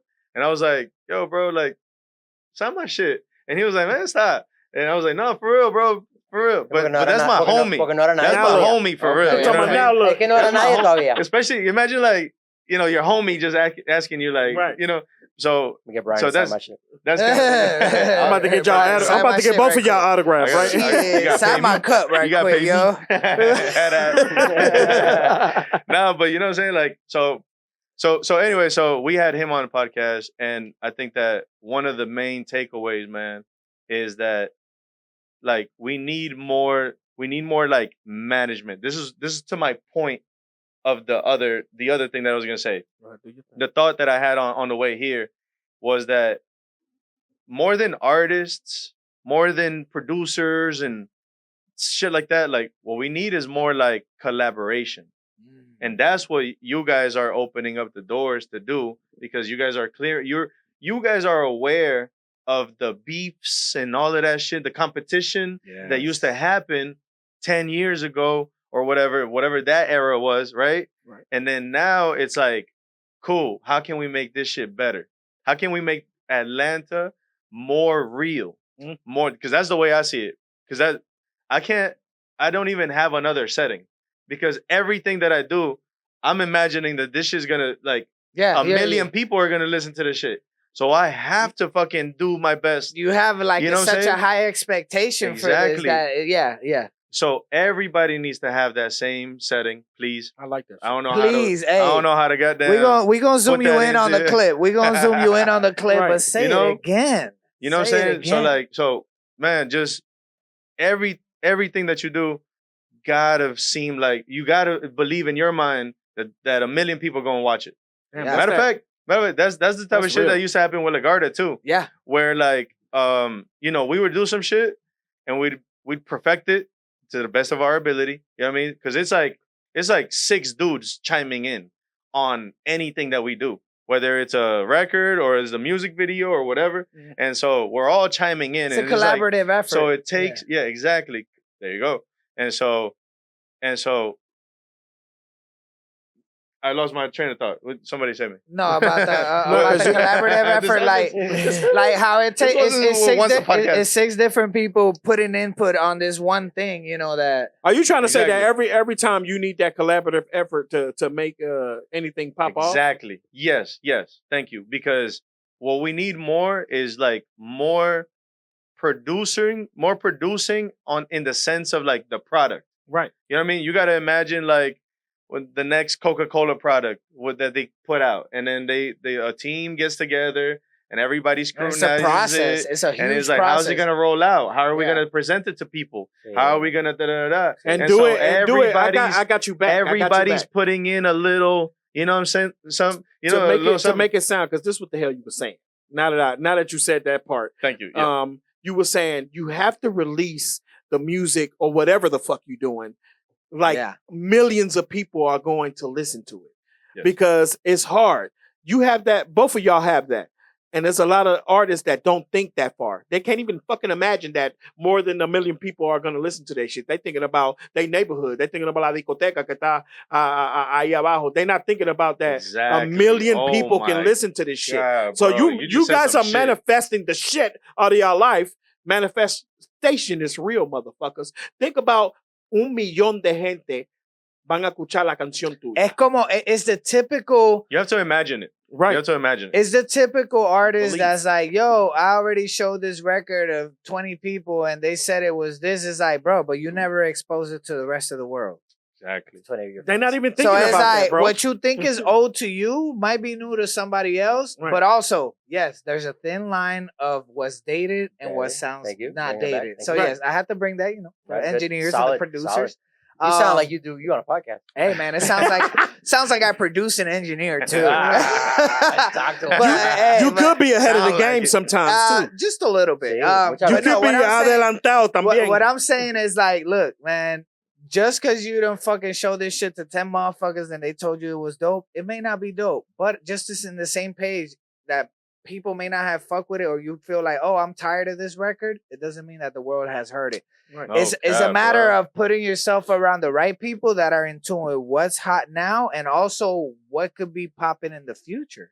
Yeah. Because that's another question I have. Like, how do you guys feel about the genres, how quickly music is evolving, and how do you guys keep up with like what's hot, what's not? I always love it. I always love evolution. I always love like just the next thing. Or even if something has like a nostalgia thing to it or whatever, you know what I'm saying? So I don't know. Right now, maybe this is a cool segue to go into like the plug and play shit. Yes. Go ahead. That like what I'm excited for this plug and play is seeing new faces. Cause I want to experience that same feeling that I had the first one. So this is the third installment. Finally. Plug and play. Right? Plug and play episode 3. March 15th. March 15th. And so we really want to see, like, I hope that this podcast gets out to, 5,000 people in Atlanta or even more. You know what I'm saying? I hope that this shit really gets out there. I'm manifesting. The only way we're going to do that if we say en Atlanta no se colabora. Right, because people tend to like to. We're doing it right now. They like the beef. We're doing it right we are. now. How much more? How much more collaboration do you want? Damn. No, but you know what I'm saying. But I want to experience that same feeling that I had the first time, man. That was the first time I met Cat on the Move. I met El Cesar. I met Ray G. Yeah, you know what I'm saying? But they were also meeting Grammy award-winning motherfuckers. Right. You know what I'm saying? They were winning, like, they were meeting people that frequent Tree Sound Studios. By the way, it was at Tree Sound Studios, Hey, big the shout out to legendary Tree Tree Sound Studios. Sounds. Shout out Paul Diaz, the Diaz. owner. You know what I'm saying? He's Cuba in the house. He's working with us Yo creo on que this whole él es thing. el primer latino. Bro, that ass. El primer Yo. latino. El primer Hey, latino. hey, de I Atlanta. thought it was Drew Castro, but then I heard no, about no, Paul Paul. Diaz. Yeah. Hey man, shout Okay. out to Drew Castro, man, because Hey, he shout out, goddamn, because me Hey, and he him was, OG. Yo, Have you y'all know about connected Drew yet? Castro. Have y'all connected yet?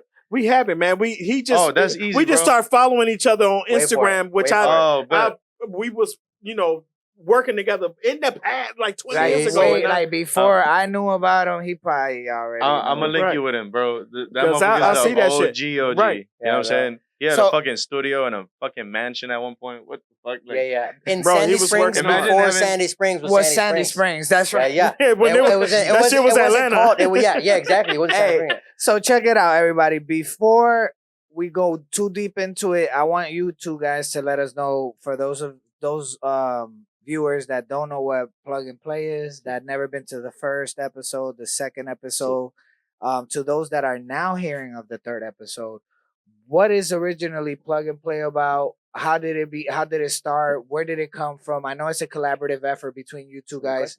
Please let me know how, where did this stem from? Yeah, for sure. Okay. Mira, el plug and play es una iniciativa, ¿no?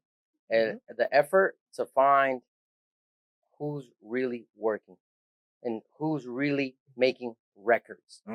Okay, no, a mí me gusta la música, no, yo canto un poquito, no. ¿Quién tiene temas? Y queremos escuchar los temas, okay? So, you show up, you plug up your phone, y tú le das play. That's it. Plug and play. Damn, is it really that Sí, simple? claro que Shit, sí. damn, La that's mejor- fire. La mejor That's idea del fire. mundo. Just saying that shit. Well, I'm thinking I'm like, that's just the name. Okay. Plug and play. Just say, no. It's really No, plug and play. let me put it in perspective. Hace como un mes tuvimos a la gente de los Grammys in our studio, and I'm gonna talk my smack because we're the guys that going to put it up Right. there. The Recording Academy called us and said we want to come to your studio, and we're like, hello, who are these people? Okay, all right. So they showed up to our studio. Talk your They asked us shit. about the plug and play, and we were like, yeah, the plug and play, and they go, is that where people just plug up their phone and hit play? Así, de una, sin, Fire, bro. sin pensarlo, the plug and play I es didn't así. even notice that until you mentioned it. Loco, that yo way. me quedé así como que, dang, they know what they talking about. Because they just read it like a book, bro, normal. Look, oh, it's plug and play? Yeah, that's, people plug up their phone and hit play. O sea, estamos hablando de un nivel de pensar así. Like, What if okay, my phone can't plug up? Do I airdrop it? we got the dongles for everybody. Brother. Okay. Like, But don't hey, worry. you gotta understand, bro. This is a studio company This that is knows what crazy. the fuck Yeah, they're bro. doing. And, you got, and if Tree hey, you Sound got the it, we're iPhone 2. We might have that plug in that bitch for you to Facts, play facts, some facts, shit. facts. Then again, you got the aux cord by then, so it's one of those I did I where got an iPhone. I did man. all, I He did said all. it. He said it the right way. That dongle. the dongle. Yeah, he got it. I got the He dongle. got it. I call it an iPhone piece. I can't Right, call it that. right. He Yeah, said I know an that. iPhone But he called it the adapter. right way. That is what it's called, the dongle. He said an adapter. It is that, no? That is what it's. All right, bro. All right. So Anyway. do y'all want platinum engineers in the house or Anyway, not? no, you keep going. So you Talk plug your up- shit, Esco. You plug up You the plug up thing, your phone and you hit play. little piece. Why? We want to hear your records. Queremos escuchar los temas. Que no tienen que estar masterizados, nada así, no. We wanna Okay, that's hear- what I was Now, about to ask yeah. next. Well, wanna that's hear where I was ideas. going. If you're a local artist or upcoming artist or a new artist, however you want to identify yourself, if you're an artist that's upcoming here in Atlanta and you want to attend the plug and play, what do you have to do? You want- And not just attend. Let me take that back. Not just attend, but also be able to plug and Sí, play sí, sí, sí. your stuff. Yeah, I mean, look, the first thing is that it's a networking event, right? And so that was our main thing from the very first inception of the idea. Was like, let's get everybody in a room, because we realized that there's artists in Marietta, artists in Duluth, artists in all of Gwinnett, all of fucking Riverdale, the South South Side, Side. all of that shit. And so like we just wanted to kind of just create a room where everybody can just come in and fucking network, just meet up, chill, have a drink, let's fucking talk some shit. You know what I mean? And so that and then furthermore for me coming out of the R&B and trap and hip hop scene, I'm like, what's out here? I just wanted to know. So I was fresh off of all of that. I wanted to tap back in way more into my roots, into the Latin scene and all of that. Like, what's out here? Who's creating music? Even if you just creating music in your bedroom, come out. So it's officialplugandplay.com. That's where you can find the tickets. Instagram official plug and play. And Instagram that's official plug and A-N-D. Don't we have that right there? P-L-A-Y. We have it on the not there. Not there. We have it on the Chrome. We got that shit. Go to Chrome. We have it there. Boom. Go see, to the. It's one of the tabs. It's one of the thing. tabs. No. Go to the other tab. bro. Go to the tab. You gotta focus the tab. There you go. Far right.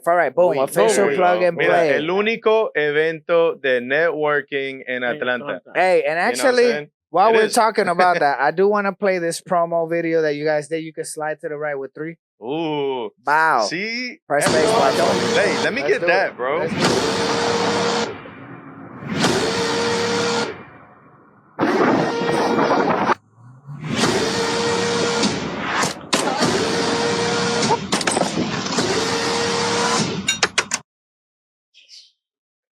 Dun, dun, dun. Hey, big shout God out. damn it. In the spot is ready. Big motherfucking shout out to the plug and play, man. This is what it's about. March 15th. March motherfuckers. 15th, man. Make sure you get your tickets and keep going. I know you were gonna say how to like sign up or what is the process of like an artist wanting to. Yeah, so you can we have on the Eventbrite, you get your ticket to be able to come most in definitely. and network. Right. And then if you want to play your music, there's an early sign up on there on Eventbrite. And so get the early sign up. When you get both of those, if you get both of those tickets, the early sign up is free. So it's like you just gotta press one or whatever. You know what I mean? Grab it. And so you'll get the emails with all of the information of like everything is really detailed in there. And so if you don't get that and we're trying to work this out right now, is like if you get there and you just want to sign up on the spot, we'll do that as well. You know what I'm saying? Dope. So again, it's an early sign up. You're not guaranteed to play your music, but then if you on the spot as well. No hay tiempo para tanto, Yeah, and before, like last year when we were gonna do the plug and play, and like we prayed a lot about it happening. Yes. And it just didn't happen for various reasons, right? Right. And so we've already talked about it a lot. But it's like we needed people to submit music and all of that. We're not gonna do it like that this time. Okay. It's just gonna be, man, pull up. Let's network first, Right. more than anything. And then if you want to sign up to play your music, let's sign up. And then we'll just pick you out from a random card. You know what I'm saying? And then you get to play 2 songs for a minute apiece. Everybody gets to listen to it. We interview you a little bit. You know what I'm saying? And I think that's like that's a way to just get to know what's out here. You know what I'm saying? And even if you don't get to play your music, you're over here rubbing elbows with Drew Castro. Yes. You're over here rubbing elbows with Grammy award-winning motherfuckers. A eso, I want to interject because a eso iba yo, que en este caso, que no pasó en los plug and plays de antes, Cinco Pistas is involved. Yes. Right? And Cinco Pistas, which you guys dropped. And we were going to jump into the Cinco Pistas I'll just, but go ahead. I'll just briefly mention it, then, and then we can go crazy. Pero we have way more support than we did before. And so with Cinco Pistas, they're in the building and you want to network with the guys there, right? Explain what Cinco Pistas is. Okay, Cinco Pistas is Atlanta's first Latin music nonprofit. Oof. Okay, dedicated to artists, dedicated to us in the creatives, creatives in the world. I believe, yes. Entonces, porque hay otros nonprofits, I said this on our podcast as well, pero que other nonprofits focus on the arts, just arts, an umbrella term, Entonces, eso es como que whatever. Culinary and... Sí, de todo, de baile, lo que Show sea. that right there, yeah. Pull that up. The Cinco pull Pistas up the page. Cinco Pistas Instagram one time so they can. It's in the tab. It's in the tab. First tab. There you go. Go for it. Bang. Hey, big shout out to Cinco Pistas. And Cinco Pistas on a whim, bro. Like, shout out to Luis. That's one of the one of our the board co-founders. Co-founders. Co-founders. Thank you. Okay. And he click on that, together with to the right. There you go. Him together with just the efforts of Cinco Pistas, we're bringing Tony Zucar, which is a Grammy award-winning salsa. Yes, salsa, over at producer, creator, artist. Gas South Theater. Bro, he's showing off. Yes. Yeah. Sí. So y'all showing off around here. Well, look, not just that. We don't have another setting, bro. That's it. That's all we got. I happen to like have that. I happen to have the privilege of sitting down in one of these Cinco Pistas. Yeah, because you was here. I seen the video of you in I there, mean, which I need to pop these guys have so much dope things coming for the whole Latin community, for the creatives. It's a nonprofit, from even me being around these guys, including Bryan and Esco, who are also board members. You're looking at Paul Diaz, also the one of the head of the Hispanic Chamber of Commerce. What was her name? She's not actually Clara. Oh, I thought she was. Okay, right. She's creada. She's from. Oh, she's creada. Okay, so we're all together. But we're all collaborating, which is what I'm Clara. saying. Like, this thing is bigger than just Bryan and Esco. It's bigger than just the Atlanta scene. It's bigger than just Cinco Pistas. It's this one big conglomerate of like everybody putting in that work. Like Kendrick say, it's better than what is it? Butchered It's more than the music. Damn, I did. It's over. Like Kendrick said, it's more than the music. Yes, it is, and I think that they can edit it. It's more than just the music. Oh no, we don't edit anything. Yeah, we ain't gonna edit it. It's bigger than the music. We like the realness. But me being in the Cinco Pistas event that you guys had at Treesound, one of the first ones to once you guys launched the whole concept and the company and everything, and it's one of those things that it's like I was telling Capital off camera. Like, he asked me, "Hey, what's Cinco Pistas?" And I'm like, "Bro, it's one of the newest nonprofits that's really focused on Atlanta creatives and figuring out a way on how to fund certain things." Pero Latinos. But Latinos, of course. Yeah, Latinos. Claro. And I did tell him that the whole Latino factor. But at the end of the day, it's one of those things where it's like, you're an artist, you're a creative, you have something that's dope. You showcase it. The guys identify, hey man, this is something that. Do y'all only do music? I think. Or do y'all do in the spot? I think. Oh no! Whoa. I like that. Capito don't know the no in Capito. The spot well, is, see, that's the thing. Don't be in attendance. Well, that's the thing. The Damn, official bro. Plug and Play 3 in the spot will be in the building. Also for the Cinco Pista event. He didn't tell me because I was about to ask that we're shit. Gonna be the way you asked it, I'm like, so, what you mean? I didn't don't know? He be taking forever to tell me shit. Capital, I was getting there. It's sometimes I gotta find out about flyers and shit. Hey, I was trying to. Put in there. We doing this. Oh, I was trying to have. He a boss. I was trying to have the viewers climax at some point in time. To say, damn. IDS is a part of that. Yes, we are a part of that. We are. He's trying to keep the mystique going. Yeah. See, I'm trying to learn. You an artist. Grabbing the gems. You an artist. He be keeping the mystique so hard that he keeps it away from me. Listen, smoking shit. Yeah, the way you asked that, I was low key offended. Like, what you mean? Yeah, bro? like, did he not know? What you mean? No, I didn't. I didn't know, Flacco. Nah, yeah. He knew we was. I didn't try to offend y'all. He knew we was because I was literally about to ask, hey, can we come to this bitch and do what we do? So no, bro, we had a whole hour conversation about this shit, bro. This is a whole thing that we are, and I know that beat you, this guy. He's the top dog. Hey, spot, obviously. Hey, stay put for the Google Calendar. Right, damn. So, I wanted. We can hit him with the. Stay tuned. Yeah, stay tuned.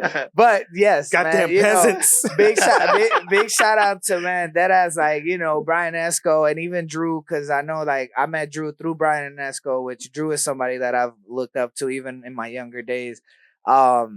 To allow in the spot to be a part of this, to document this, to actually. Nah, man, it's a privilege. It's a privilege to have you guys over there for real. Like, it's like more like a privilege and an honor to be collaborating again. For sure, collaborate on this shit that we were gonna be a part of mission, of the episode 3 when you guys were gonna do it. Yeah, exactly. So it's one of those things that we kind of briefly talked about it, and I know you guys that tuned in that are true fans, you did see the promo for Plug and Play 3, and and there was a pause on that. But hey, we're back here, and we are still happening. a part of this, and we're grateful. I'm excited. I think I'm excited too now. What? Yeah. Let me ask y'all. Shit. Let me ask y'all. Like, what are y'all excited about for this plug and play? I know that you haven't been.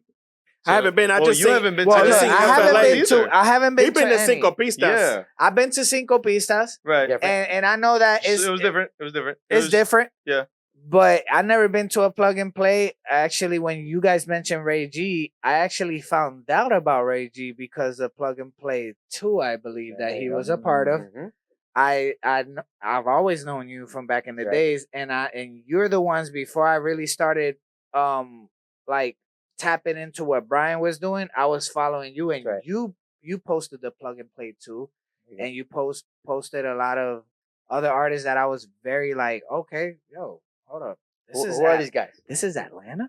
And they're Latinos? Yeah. Like, what the fuck is going on here? You know, Quintos is one of them that Of I've always heard of. But then also Ray G, A Cat on the Move. I think she was on Plug and Play too. So it's one of those artists that eventually, thanks to you guys, I ended up being able to collaborate with Cat on the Move. That's right. Because of you guys, you know, because we all teamed up. So it's one of those things that, guys, this is like vital. This is detrimental to what you call Latino music culture here in Atlanta. Bro, I'm not even gonna lie. This is an I'll be event. excited because of you. I start meeting a whole bunch of artists, but I want to rub shoulders with y'all. Want to rub elbows with y'all too. Like everybody probably want to rub shoulders with everybody else, but like I said, me and him been in the studio together, but we wasn't. You know, we was just in the studio. He was just observing. Yep. It was the first time me and you met. So I like to, network with you guys because you are you the top dogs that's handling this and putting this shit together. So I want to network with you guys. That's what I'm most excited about because I'm sure Flacco put me on to all the artists already that For the him most and part, Yeiii. I'm still learning too. Right. I mean, guys, they're we coming learning out together, of the woodwork. but you knew hella artists before. But y'all tapped in. Y'all are tapped into the. Well, I wanted to make a break there actually, and then because you guys gave us so many flowers just now, right? But I wanted to say the same because Bryan said we're grateful to have IDS in the building because ustedes tienen algo especial que es diferente a lo nuestro. Y lo especial es la comunidad, and because of how serious we are, how serious the company, we're not as approachable. And la gente piensa como 4 veces antes de hacer la llamada o de mandarnos un DM. Unless they're kind of crazy, they might. They'll be like, hey, what up, Esco? Son atrevidos, yeah. Sí, right. Sure. And then guess what happens when son atrevidos? I'll be like, whatever.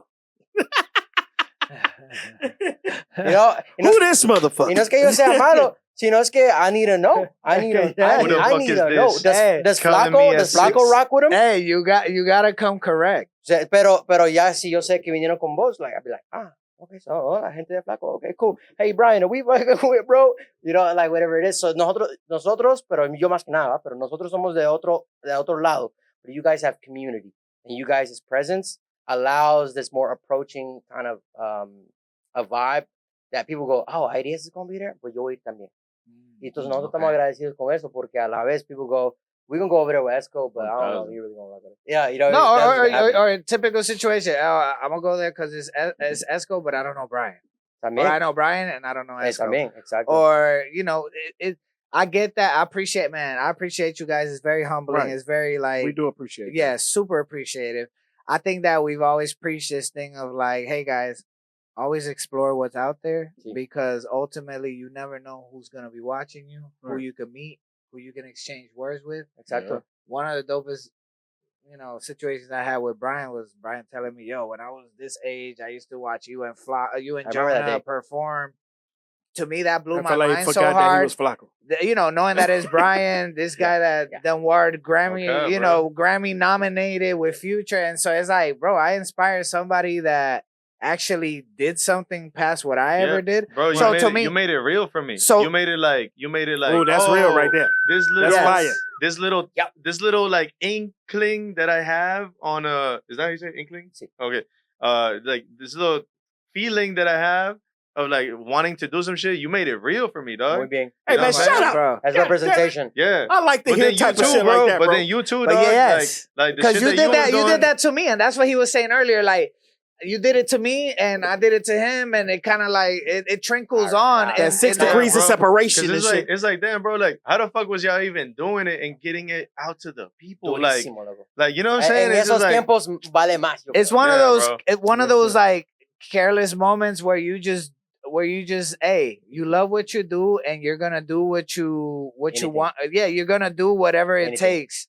And to me, that's one of the beautiful moments of like, I was able to inspire somebody thinking at the moment that maybe I wasn't inspiring somebody. I may have had no idea. I may have felt like I was failing at everything that I was doing. And not even thinking about that. But ultimately saying like, I'm not doing enough to impact these people. And there was one person in the crowd that said, yo, and became this shit is so fucking dope. Right. They used it, they worked on it, and they achieved way bigger things than I ever did myself. So it's like, cool. I may not be the most successful Grammy Award winning, but hey, but you inspired somebody. I inspired somebody else to achieve that. And to me, it's like, hey, that to me is like humbling. Is like one of those like why I still do what I do now, 20 something years later. I'm still gonna be an advocate for the artists out here. I'm gonna be an advocate for the producers like you guys, engineers like you guys. Yeah. Even though you guys have experienced great things, I'm always gonna be open to these mentorships from you guys, because I think that's something that I would love to embed in these younger guys. Look, put yourself around people that have been around other people, and I think that you will always learn something from it. Okay. Have that open mind, because ultimately you may know some shit that they don't know, but they're gonna always know some shit that you don't know. And the important part is about exchanging that. And I think that's how you grow as a community. I think that that's what feeds In the Spot. That's what feeds Society Sound Podcast. That's what feeds any other, Let's Level Up. That's another podcast that I'm aware of. There's 2 other podcasts in Spanish. I don't know their names, but shout out to you guys that Calderoki has been a part of, that are also other podcasts that are tapping into the artists. We're here to inspire each other. See? And work with each other at the same time. Yes. And I think like how these guys are here giving us our flowers because we've been giving them their flowers, and not because, but because it's only right to give each other their flowers. Yeah, and that's why, like, I don't even want to call it giving you flowers. I mean, yeah, it is that, but it's what you're doing, bro. Even right now, what you just said, 20 years later or whatever the number is, but it's been a long time, and you're still advocating. You're still representing. You're still like, and sometimes still keeping us humble as shit. I'm tired of it. Sometimes I want you to talk your shit. I know, Cal. I know you want me to talk my tired of it. No, but it's true, man. And I appreciate both of you guys coming up. I appreciate your podcast because you're giving a lot of gems too. And I'll be looking at your podcast and be like, we're gonna talk about that shit too. No. You know what? For sure. Man, but that's what it's here for, man. Yes. Like, man, just the talking points, whatever, keeping the conversation going, keeping the collaborative spirit going of the whole thing. And you know what I'm saying? Like, that's what, back to like the whole plug and play thing. Like, let's come out there, let's network, let's see who's out here, let's see who. Even, bro, I've heard some crazy shit that's come out of just like a bedroom. You know what I mean? Motherfuckers just in their living room just cooking up. No, it's crazy shit, bro. The way technology is moving nowadays is making it easier for people not to have to rely on too much of the technical side, but also just create and have fun while doing it. But that's what the point that Esco made earlier in the podcast is that they not looking for people that have mix and master, which is wonderful if you got your shit mixed and mastered. But what's the most important thing is networking and showing what you have done in that plug and play. I feel like this whole conversation is based around what? Consistency. Guys, nasty. You have to have the consistency, man. Having talent, having the wits, the looks, the people around you, even being the best at your talent doesn't matter. Yeah. You have to stay consistency with discipline. Consistency is key. Yeah, actually, there's actually one thing I want to touch on for the plug and play. Let's get it. We got the final word today, so I'm so happy to get it right before right before, bro, I'm talking about we're driving on the way here and I got the phone call. This is a premiere, goddamn. Hey, premiere. Let's get it. So nosotros siempre nos preguntamos, how can we provide value? Porque qué bonito podemos hacer una fiesta. Qué bonito que, okay, si vamos a hacer una fiesta, se hace en casa, loco. Yeah, yeah. Right. This is normal, bro. Like, you know, and it costs to book out a tree sound and it costs to do all the things that we do. Yeah. Pero we're not trying to charge everybody for that, like, because if we did, it costs a lot of money. Pero en este caso, we want to provide more value than just the place. Please buy your ticket so we can cover the venue. Definitely. Other than that, nos pusimos a pensar con estos cocos aquí y decir, how can we provide more value? And we were thinking about doing headshots. But even that felt a little basic. And so we put our heads together a little more and like, well, what's a really good idea? Not just headshots. You want to say that? Say it. Exclusive. I just know you like the words of it. Okay. We're gonna have a photographer taking flyer photos. Okay. For artists. All right. We want everybody to dress fly, póngase lindo, póngase fino, because yo me doy cuenta de muchos flyers que salen para la gente que va a cantar, there's performance, there's the opening, y los flyer photos que sacan ellos como artistas de like basic iPhone or photos. Hey, Esco be what's spitting. that? Hey, hold up. Hey, punch me in production. Boo-boo. He said he was going to ban people. What's the 2015 picture? Ay, Dios mío. The prom. 2009, loco. We talking about the prom. Yeah, we prom can't do that shit no more, guys. I gotta come fly. Hey, you know what's crazy? That's exactly my prom picture. Got your head. With the watch, too. Yeah, with the watch in your hand and shit. You're like, hey, hold up. Pero no, loco, entonces nos confirmaron ahora, así que I wanted all to follow through, pero si lleguen fino, tomamos una foto, it's going to be set up, and then they even asked me, they're like, but how are they going to know what to do with the photo? It don't matter. The person who's doing the flyer knows what to do with the photo. Correct. Así que lleguen, tomas una foto, and you got to give us your information to email. Mi gente, this is a networking event. Right. Don't be surprised if a motherfucker asks you for your email.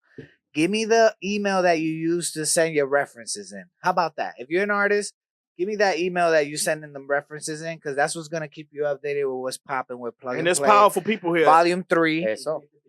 Even if it's a Yahoo, yo, we There's a lot of take people with Yahoo. Yahoo.com, AOL. AOL.com, even Ymail, because that's like a Ymail. deliverance of Yahoo. Like, if you OG with it, it's cool. AT&T.net.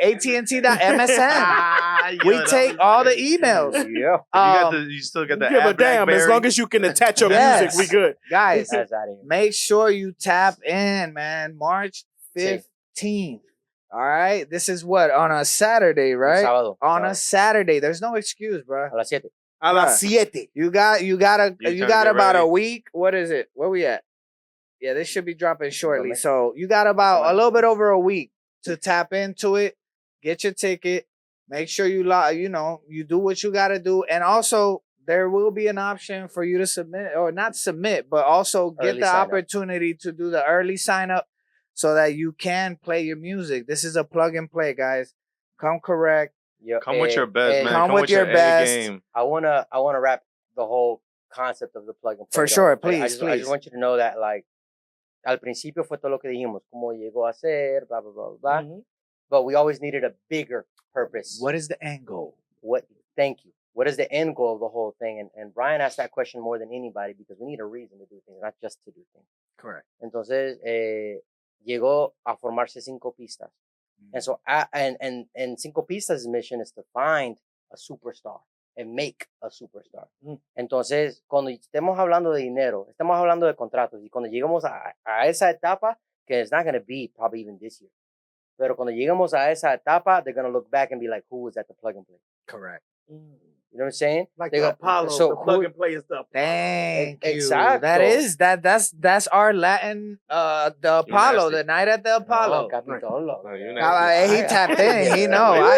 See how he be acting like he don't know shit, but he do know. man. See, He might I be look trying like sometimes. he might look like it, but he Stop knows being so something. goddamn humble, bro. right? Stop being so humble, bro. You know your No, shit. Hey, I talk my shit. Entonces, so yo creo que el valor más grande, even si no te da oportunidad de hit the play, no importa. You were in the room, you were in the building, you were dressed fly, you got pictures, you're in the content. There's videographers, there's people, we want to do a recap video y toda la vaina.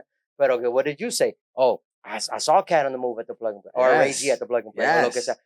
That's what it's for. So at that time, that's a happenstance. Gracias. We didn't know. Listen, you don't want to be me watching it off of IG, my guy. Like, pull up to the event. Right. I was that guy when it was Plug and Play 2, and I had to be like, damn, I'm missing out. Who this motherfucker I was that Esco? guy too, This looking at it like, damn. I was like, there. yo, this motherfucker Esco tapped in with some Latin artists that I don't even know about, and I felt like I knew all of them, but no, I didn't. So and it's with like heavy hitters, because that's the point. You're not going over there with some Right. regular degular ass. you're motherfuckers. not, bro. You're dealing with Grammy nominated, Grammy award winning producers, engineers, people that are in the industry now, dealing with the big people now. Rub shoulders with them, rub elbows with them. They can get you to where you want to be. Plug and Play 3. Yes, that's March 15th. Man, Plug and Play 3. A lot of people connected like on a really real level. Like I know like a couple, on a personal. Yeah, Sí. I know a lot of people that met each other and then Por they primera started vez at the first Plug and Play. por primera vez, and they started collaborating since then. And now they're like actually doing stuff in the city. Like we just talked about all of them. And There's another one. I don't know if they want their business out there like that, but they like that they started rooming off of that. You know what I'm saying? Like they like, you know what I'm saying? Conexiones Like two reales, people met there, became best friends or whatever the fuck. They like shit. Let's fucking do this thing. You know what I'm saying? Let's get a crib. And so like whatever. Let's get a crib. And it's like that shit is crazy, bro. Like Bro. that shit is really dope. Yeah, bro. You know? I think ultimately is the essence of like collaborating, the essence of like networking. I think you guys Connections, making connections. represent that. You know what I'm saying? I think you guys have the time that I've spent with you guys have always been about like, hey, let me put you in a place where you can make opportunities, where you can get other things going, other things popping. That's right.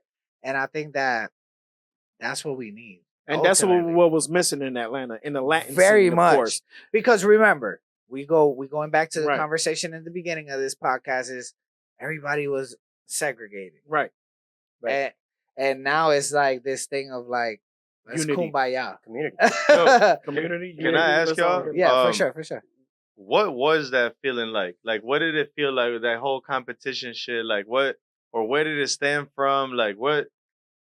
You see me smiling over here because that shit was wonderful. He been waiting to talk about this shit for years. Let's go. Bro, it was a wonderful feeling because it wasn't that we hated each other. Nah. It was just competition. Yeah. Now some people beefed. Yeah. But it wasn't beef that we was in the streets bro, like. It was always about a female, some bullshit in the club. It wasn't. I mean, really? At least for me, it wasn't no damn backstage. female. It was me. I wanted to be number one. Exactly. That's it. I wanted felt to be that number energy one. off of you, by the way. Right. That was off the of honest. Capitol, I felt like this motherfucker's trying to rip motherfucker's head off. That's it. Bro, you know what That's I'm saying? all I Yo. was trying to do when I was an artist. And I always, when I seen Flacco and Jonah, I wasn't seeing like, even though me and Flacco knew each other and we hung out, when I seen Flacco and Jonah, I was like, these motherfuckers are making shit. They go crazy. They going crazy and they taking my spot. Or let me give flowers to Jay Majestic. Jay Majestic, He Crown was with Music. Crown Music. Yeah. Or the Kid Plot. Or shit, Top Flow. Top Flow. I was LV like, Boy. Wow. What is happening? happening? Yeah. Bro, I I was looking at every last one of them. Like I'm about to. Listen. First time on record, everybody. Listen, let's just put it like this, bro. I think that to answer your question on my end is like there was this thing between Top Flow, Own Productions, Diamond Cuts Entertainment, Crown Music, Brutal Entertainment later on, because I know there was a few people in Brutal that were a part of Diamond Cuts. That was Diamond part of Cuts, Crown or Music even Crown and Diamond Cuts, but yes, Top Flow, LV Boy, Latin Boy, fucking even Javier Menon, who was another guy. You know, these are all. Which they still out there now. This was all a thing that in the moment of back then we were so competitive. But if you put all those people that were competitive back then in a room now, we all be dapping each other, checking on our kids. Hey, how's your life? How's this? How's that? Because we have that level of respect. Yeah. I think that now, what's beautiful about the movement now is that they don't have to go through the egos and the prideful. Yes, there is a competition level to Yo it, creo que está más como silenciado. but it's more like, hey, do your shit, get your shit done, push your shit, like switch your shit, talk your shit. Which I'm the type of person that FLA likes to keep everything. He hates when people say this shit. They call me political. Political. They call me he likes political. to keep that shit political, but I want people to have that competition. That you want to keep it's it healthy. street. It's healthy. It's not street. It's not street. I don't want nobody to get hurt. I just want somebody to say, not like that. Yeah, I want somebody to be like, I'm number one. I got the crown. And no, and I love that. I love that. It. I love that. I don't mind that. And I like to push that. I don't mind that. Stay pushing that because he don't want nobody to win but him. Well, shit. When I was trying to be Michael Jordan, Kobe Bryant, Capital A mentality. Capital. I wasn't. Yeah. I want to see everybody on top. Hey, you got. Hey, listen. Shit. You guys. I didn't even say that shit. You guys have ever seen Scott Pilgrim versus the World? Mm-mm. All right. So for those of you, it's a story about a comic book where he meets a girl and he has to fight all her 12 exes. So to me, when Flacco and Jonah got into the music scene in Georgia, there was like 6 different companies that we had to kind of like prove ourselves to and fight. Y'all weren't from here? Yeah, no. We were from here, but when we decided to got to Georgia, I don't know. No, because when Flacco and Jonah became Flacco and Jonah, I come from being Sigo and Flacco, which Sigo is like a true OG, one of the first black guys to do reggaeton in Spanish, and that's a whole different history lesson. Right. That actually, if we have in front of Drew Castro, he knows who Sigo is. Amazing producer too. Amazing producer. He taught me how to produce along with Mellow and Tech. Big shout out to Mellow and Tech. And DNY and the Drastic Ballers. Right. But I'm throwing gems. He's throwing some gems out there. No. So you ain't shit. So my thing is like Capital, J Majestic. I would say from Top Flow was LV Boy because LV Boy was kind of like the dopest out of that crew. These are all like bosses that me and Jonah had to kind of go against. Let's see. And let's see who did the dopest show at the dopest club. And let's see who did this and that. And that's not a thing anymore because you know, these clubs back in the days were only like, let me see. And then the DJs too. And the DJs because we had DJs selective. that was against the other DJ. Yes, it wasn't. So it was only a few that dealt with all the DJs. So it was Flacco that dealt with DJ Geo. Yeah, I deal with DJ Geo with Meatball. Or with Meatball. You had Meatball and Wow. We had Geo. Yeah, right. So it's like we had DJs that were in the DJs were putting y'all on. Yes. Which, by the way, and they was against each other too. By the way, you know that's something that I saw early on. Like, so I known Future since 2012, around there, like early 2012. And so I came in as an assistant. Remember I told you that before? Blah, blah. It's like, I came on as an assistant at this building where he was recording at. So I got to meet the whole gang, his uncles, his cousins, all types of shit, right? But then I also saw that, like, there was one DJ that would come around all the time. You know, like periodically, right? And he'd be like, man, what's this motherfucker do? You know, but he's just like, he'll just listen to a bunch of records. I'm talking about like, he'll sit there and listen to 30, 40 records. And then he'll just pick shit out. Wow. He'll pick shit out. And then you realize, because, well, for me at the time, I was so young that I didn't know DJ Esco, not Esco. No, right? the Esco. DJ Esco. El que me robó el nombre,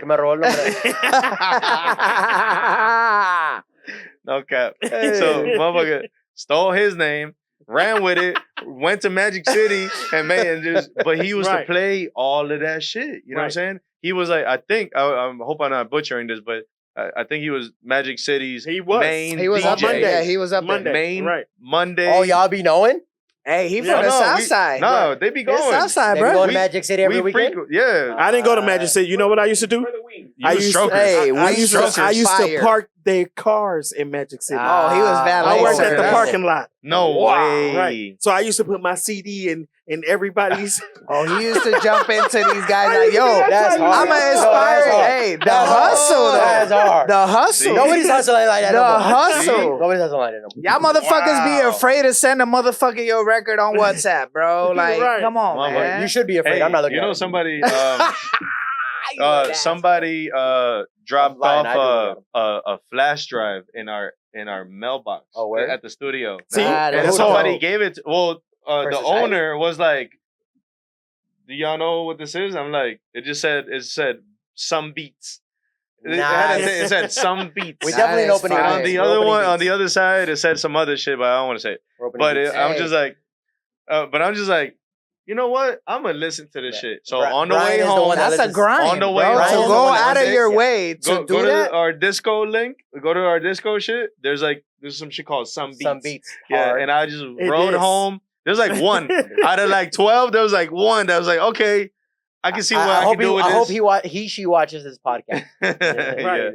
But that's hard, bro. Hard. Like, but that back to the like, you 2012. do have to have a DJ that's Got to. popping out here, that's breaking you. That's who got You know him what I'm popping. saying? Which shout out to That's- Dungeon Family because Hey, I'm a big part of ups. Dungeon Family too. They, Rest in peace, hey, Rico Wade. They were one of Yeah, the rest in early peace, Rico. companies in Boulevard, Atlanta shout to out. believe in the Latin talent that I realized from because they were fucking with you guys. And I'm like, yo, Right. I fuck with these guys. They've been popping before us. And you got Dungeon Family being a part of these events. They popping up, checking out these artists. Right. And to me, that was the early stages of those people that I probably gotta shout saw. him out because Future is a part of Dungeon Family with Boulevard, with Jay For Jade, sure. with Ray Murray, I with remember Slippy those Brown. guys. We was Jay always Jade. together. Jay Jade You know, was OG. I can't remember where I met Bully, but He wrote for he was in the same group with Future. They was in a Yeah. group. There was a Yeah, 3-man yeah. group at first. right. So I knew Boulevard and I knew Future before he was Future. Meathead. Right. So we Yeah. was in the same studio over there in Flat Shoals Road. That's That's crazy. too Getting crazy. So you've been around that whole gang. Yes, we So you know started- Rico Right. and all that Rico shit. Wade, See, Ray look, Murray. Wow. One thing about Capital, That's too crazy. Shout out is- to both of those guys. is Those guys showed me a Cap- lot of Somebody love. told him to be Rico No, no, Wade. no. Nah, it's humble. Damn, bro. Rico used to call me the Exactly. studio Yeah, see, manager now you when I talking was smack. just. You should be yeah, less humble. yeah, no, yeah. Because, I mean, bro, that's one of the guys that was tapped in with the black With the folks, culture. with the African Americans Yeah. here in Atlanta, with the culture of Atlanta loco. outside of the Latino culture that was kind of brewing together. Because I mean, Jimmy Carter, bro, Beautiful Highway. Bro, You know what I'm saying? You coming from the bro, South Side. let me make a segment right here, bro. Like, that is what's special about the Latin community here in Atlanta. Yes. You know, in the same way that it was for the West Coast, actually. You know how ¿cómo se llama este loco de Black Eyed Peas? Will I am. Will I? I knew you were gonna say Will I Right. am. I was just looking at his stuff, too. He talks like a Mexican, He right? does. Yeah, But Because that's he's from the inspired. He same grew up neighborhood. around those guys. Entonces nosotros tenemos súper especial aquí en Atlanta. Yes. And in between the segment that I'm making another segment real quick, and I would love for you guys to help me out with this. We need to start deading Georgia out of when we converse about Atlanta. Okay. Right? On the flyers, y'all can be like, take Georgia off the flyer. Okay. Because nobody says Miami, Florida. You're right. They just say Yeah, Miami. estamos en Miami. Or they say Fort We Lauderdale, or know, they say bro. Orlando. They don't say Florida. Miami. Yeah, you're right. You're right. We're in Right. Miami. Because and then when you tell somebody, obviously you've seen the videos, bro. They're like, oh, so you're from Florida? No, I'm from Miami. Yeah. No, bro. They're not. We're not from Georgia, bro. No cap. We're from Atlanta. I'm starting No to fuck cap. with Hey, Esco even more around tell him, this Cap. motherfucker. Tell him, Cap. Esco, because Tell I'm him, from Cap. the A, bro. I'm from the A Nah, all Nah, day. Atlanta, bro. cap. That's that Southside shit right there. Yeah, but Listen, listen. Este gringo. He was born here in I was- Atlanta. Me too. The I Grady was- baby. I You was- Grady baby? South Fulton Great Medical boy. Center. I ain't Oh, Grady. yeah, I'm from yeah. South Fulton. That's low East key South deeper. That's low key Fulton, deeper. That's low key a little deeper. Yeah, he Right. deeper. But what I'm saying is, like, at the end of the day, man, Atlanta, I'm especial, loco. at this point, bro, Atlanta is anything that the perimeter and outside because we all Metro are Atlanta. influenced by it. At It's the end bigger of than the that. day, Everybody man, from it's bigger than Atlanta at that, this bro. point. You know, thanks to Migos, the Gwinnett is on the map because of that. Roscoe Dash, and there's a few other. And people. it's Atlanta at this point. And it's all, and it's considered Atlanta in a sense. But at the end of the day, it's like, bro, there's such a strong culture here. That's why Hartsfield International is one of the most international airports. It's the most international. And it is the busiest airport in the world. Not only, not and we are Hollywood. We Hollywood now. Not trying to be, on the drug deal side, but we are a hub when it comes to drugs. Therefore, we are a hub when it comes to music, to culture, to anything, to movies. Atlanta's the hottest shit, bro. You know what I'm saying? We the new Hollywood. It ain't California. We are one, man. We are one, and we talking that shit. And there is a lot of talent out here. And ultimately, guys, I just want to tell y'all that the Avengers was done here. Bro. Biggest a bunch of shit. Black Panther was done here. Yeah. Y'all see that Georgia sign at the end of the motherfucking shit? You know what's funny? I don't know if you have it on the paper. Do you have the Zoe on the paper for me or not? Who? Zoe, because we're in movie world. You know Zoe. Oh yeah, I did see that shit. Did I put it on? Yeah, he's playing. Oh now. Hey man, it's like 10 bullet in points per I didn't see that you was low key. Zoe had a thing for Esco. You know what I'm saying? Oh, tell us about that. What's going on? Tell us about that. Oh, that you did, Zoe Saldana. Yes, I seen that. I don't know if I put that on here somewhere, but I did see that. No, I mean I was just putting Atlanta on the map, but because of the opportunities coming for film here, there's a lot of just actors everywhere, right? Entonces, it is Black Hollywood. It ain't Black Hollywood no more. It's just Hollywood, bro. That's it. Ain't no guessing. The Avengers is everything. Hey, we Latinos now. You forgot Spider-Man Into the Universe. Right. All that shit was done here. It ain't done in Hollywood no more. No, but back to Esco point. Like, we really do be seeing like people like I don't know. Say that it's like say that it's like somebody that's coming into town to do a show. They're from Puerto Rico or from wherever. Yeah, and they go and they're doing a little promo video. They go, yeah, so I'm gonna be at Ibiza in Atlanta, Georgia, and it just be like, so bro, that's in Gwinnett. Like, that's in Gwinnett. What you mean? It is, but it's okay to say Atlanta. That's it. Just Atlanta, Georgia, whatever you want to call it. But just that, not Georgia. Yeah. Don't. Georgia is like Albany, the countryside, Albany, Georgia, Augusta, yeah, that's them over there. Savannah, they not like us. Bro, I'm starting to fuck with y'all because I be talking like that all the time, bro. Mira, yo lo veo así. Mira, si yo soy Esco, right? I'm just a guy, but I'm coming as a guest to your podcast, and out of respect, I go, hey man, I don't want you to call me an engineer anymore. I want you to call me a songwriter, please. And you're like, okay, weird, but I'm gonna do what he asked me to do. And so you start calling me a songwriter. Oh, we have songwriters in the building. In the same vein, we gotta ask the promoters. You gotta ask promoters, DJs, whoever's in charge of flyers, whoever's in charge of bringing people out. Hey, when they ask Jay Wheeler or whoever, as an example, hey, when you do the video, make sure you don't say Georgia. Just make sure you say Atlanta. I don't know if you guys have the pull to say that to somebody because we're on. You can only say it. You can only just try and do it. Try. Pero a lo que yo voy es la intención. Right. La intención de hacerlo. Let's not just talk about it. I'm being like dead ass. Like take Georgia off the thing and watch when we're gonna start seeing a different motion. Yes. Because we all start believing this thing. Because when the people say becomes Georgia, that Latin market too. They say Georgia because ellos ven a los de Birmingham, Alabama. Así nos ven, loco. Yeah. That's what they and look. But when you say Atlanta, it's Atlanta. What's Atlanta? Oh, exactly. Atlanta. Future. At least, hopefully. Porque les voy a decir algo. But we can boom, move to the next one. We went to the Latin Grammys, no? I don't know if you guys know. Yeah, I see. Yeah, we did see. Okay, cool. Thank you. Both of y'all are MG. Thank you for watching. MG. No, MG. Yes. Guess what Miami thinks about it? What? I figured it out. What? Crack the code. Suspense. The drum roll. I got over here doing Michael Jackson shit. All right. Here's what they think about Atlanta. They don't. At all. They don't think about us at all. They're Miami, bro. They're Miami. What is it? No, bro. So that's it. What are we talking about? It's Miami. So we have to do for Atlanta what Atlanta is Atlanta. And so guess what? No more Georgia on the flyer. This is who's hot. This is who's not. This is the shit. Boom, boom. Only good footage. Only great promos. Only Pum Pum festivals. Only that, bro. Like all that small shit. When I call it small shit, I just mean on the perception level.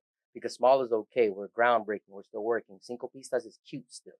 You know what I'm saying? Plug and Play is cute still. Society Sound is cute still, bro. Like, I'm talking real shit. Like, our shit is just normal porque nosotros. What happens is when you get to that next level, like, again, you step foot in front of the Latin Grammys. And guess what? We're in the bleachers. Yeah, ya está Mark Anthony, la India cantando. ¿Cómo nos sentimos nosotros? Yeah. We're not nominated. We're not on the red carpet. What does that mean, bro? Get to work. Yeah. It means get to work. I say. But it was very inspiring. No, regardless to what. No, and that's where I was going. It's more like utilize those moments, utilize those experiences to push you to a different level within yourself, within your community. And we went out there and we were getting work done too. You know what I'm saying? We took MG because we know that MG delivers. Oh yeah. It doesn't matter what room I put MG on or in. He delivers. No, to me, bro, I could put him in with fucking Q-Tip. I could put him in with Monica, with Arcangel. I could put him in with fucking Jay Cortez, whoever, Jacob. Yeah, I could put him in with whoever. That motherfucker gonna deliver. And that's one of the things. Like MG, big shout out to MG, man. He's an OG in my eyes of the artists coming out of Atlanta, but also he's one of the hardest working. He's one of the hardest working. Oof. He's one of the hardest. You said it, bro. Creating. He's in the studio. If you follow MG the artist on Instagram, you're gonna see that there's out of the 7 days out of the week, 5 he's in the studio. No cap. No kizzy. You might see some footage that was recorded a week prior, but the motherfucker's always cooking. Don't give that motherfucker $1 million. Working out in the studio and drinking Barcelo. That's MG. Yeah, you put me on the any MG session sponsored by Brugal or Barcelo. One of the gotta be right. Gotta be. Yeah, you know, it's a Dominican thing. But no, man. Hey, I one big shout out to everything that you guys do stand for, man. Society Sound, Cinco Pistas, World Records. Society Sound podcast. Bravo Ocean.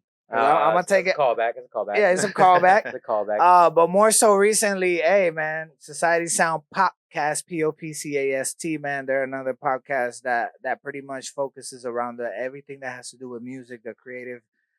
They have some great stories. They have some great guests, and they also talk about regular shit like letting people be. Well, no, they also had a little. They also had a little segment where they were reviewing. I seen that shit. It's like, coño, el tío. Wait, that was out? But no, man, we do appreciate you guys, man. I feel like just as much as In The Spot is a part of the community as far as pushing this music shit forward, you guys are major key. You guys were one of the first supporters. Also, well, we had Bryan back in the days, probably last year on one of the last year actually, episodes. I looked at the calendar because when I was putting it in the calendar, was it a year? It was like damn near to the day. It was like March 6th, like last year. Holy shit! You know what I'm saying? So it was like damn near, like a few days off. We did have Bryan as a guest almost last year, but hey, we're grateful for having Esco this time. These are two guys that are a part of some of the dopest things that's happening here in Georgia and here. Well, we're not gonna say Georgia anymore. Thank you. In Atlanta. In Atlanta, and these are all Atlanta natives. Atlanta, shout. We in the building. At the end of the day, man, I'm grateful for you guys. Definitely, we appreciate everything you guys do for the culture, everything you guys do for all the artists out here that you guys are collaborating with. Whether you may have found out about them through In The Spot or not, we're here to put everything together. We collaborate. We still, we're gonna be a part of this movement, and I think you guys play a key part. Plug and Play, Cinco Pistas. I think Cinco Pistas is gonna be so amazing once it really gains traction. Yeah. And I think we're doing this together, brother. By the way, for sure. I fully believe that we're doing this together. Like definitely. You're attacking a certain portion of it. We're attacking a certain portion of it. But it's the whole collaborative effort of it all that. And I love that you guys see that, because that is the most important part of it, is everybody pushing in at once. That's the goal. You know what I'm saying? That is the goal. So definitely, if you are watching this and you don't know anything about these guys, make sure you follow them. Bryan, Anzel, Esco. You can check them out at Society Sound on Instagram. You can check them out at Cinco Pistas, and you can check them out on Official Plug and Play, March 15th. It's gonna be crazy. Get your tickets, please. We told you this before when we were promoting it the first time. Get your tickets. You're not gonna want to miss out. You're gonna want to be a part of this. You're gonna get to integrate yourself with other people. If you're new in the game, if you're new in the creative side, you're gonna get to hang out with people that are either are new as well, like yourself, or have been in the game, or have experience. And you might get to see some really dope people that have been years in the industry and get to shake hands with them. And it's like these guys say, you never know who's watching you. You never know who's paying attention. Just make it worth, man. Get the work in. Make sure you check these guys out. Bryan and Esco, man. Society Sound, Cinco Pistas, Official Plug and Play, episode 3. That was nasty. That was crazy. That's crazy. Hey, bro, clip that for me. Send it over. Appreciate it. He said, clip it and forward it. Yeah. No, man. Before the guys. podcast Hey, drops. big shout out. Hey, I want you guys to, production, put the camera on, Capito. Hey, big shout out to our major sponsor, Carreta de Oro. Hey, the bottle's empty because we've been going ham. we taking these shots right now. But we taking these shots right now. So at the end of the day, man, big shout out to Carreta de Oro, one of our official sponsors. Thank you for all the support you guys bring us. And we will be soon doing an IDS Live again 2025. We'll keep you posted. In the meantime, March 15th, Official Plug and Play, episode 3. And also, I know we haven't talked about it much, but March 13th, IDS Spotlight. There's going to be 3 amazing artists here in Atlanta that are fire. They're going to be showcasing. We'll give you more information in the next episode. But once again, big shout out to Bryan and Esco. Point the camera at my guys here, Yes, man. sir. Society Sound. Thank you for having us, bro. And we're going to be there, too, at the Spotlight. Oh, no, man. Show. Most def, man. Bro, it's a wrap. This for life, yo. And I think that this is going to be great for the movement. It's your boy, Efe Ele A. And this is your captain speaking, Capitol. And you are listening to In the Spot with Bryan and Esco. Yes, sir. Cheers.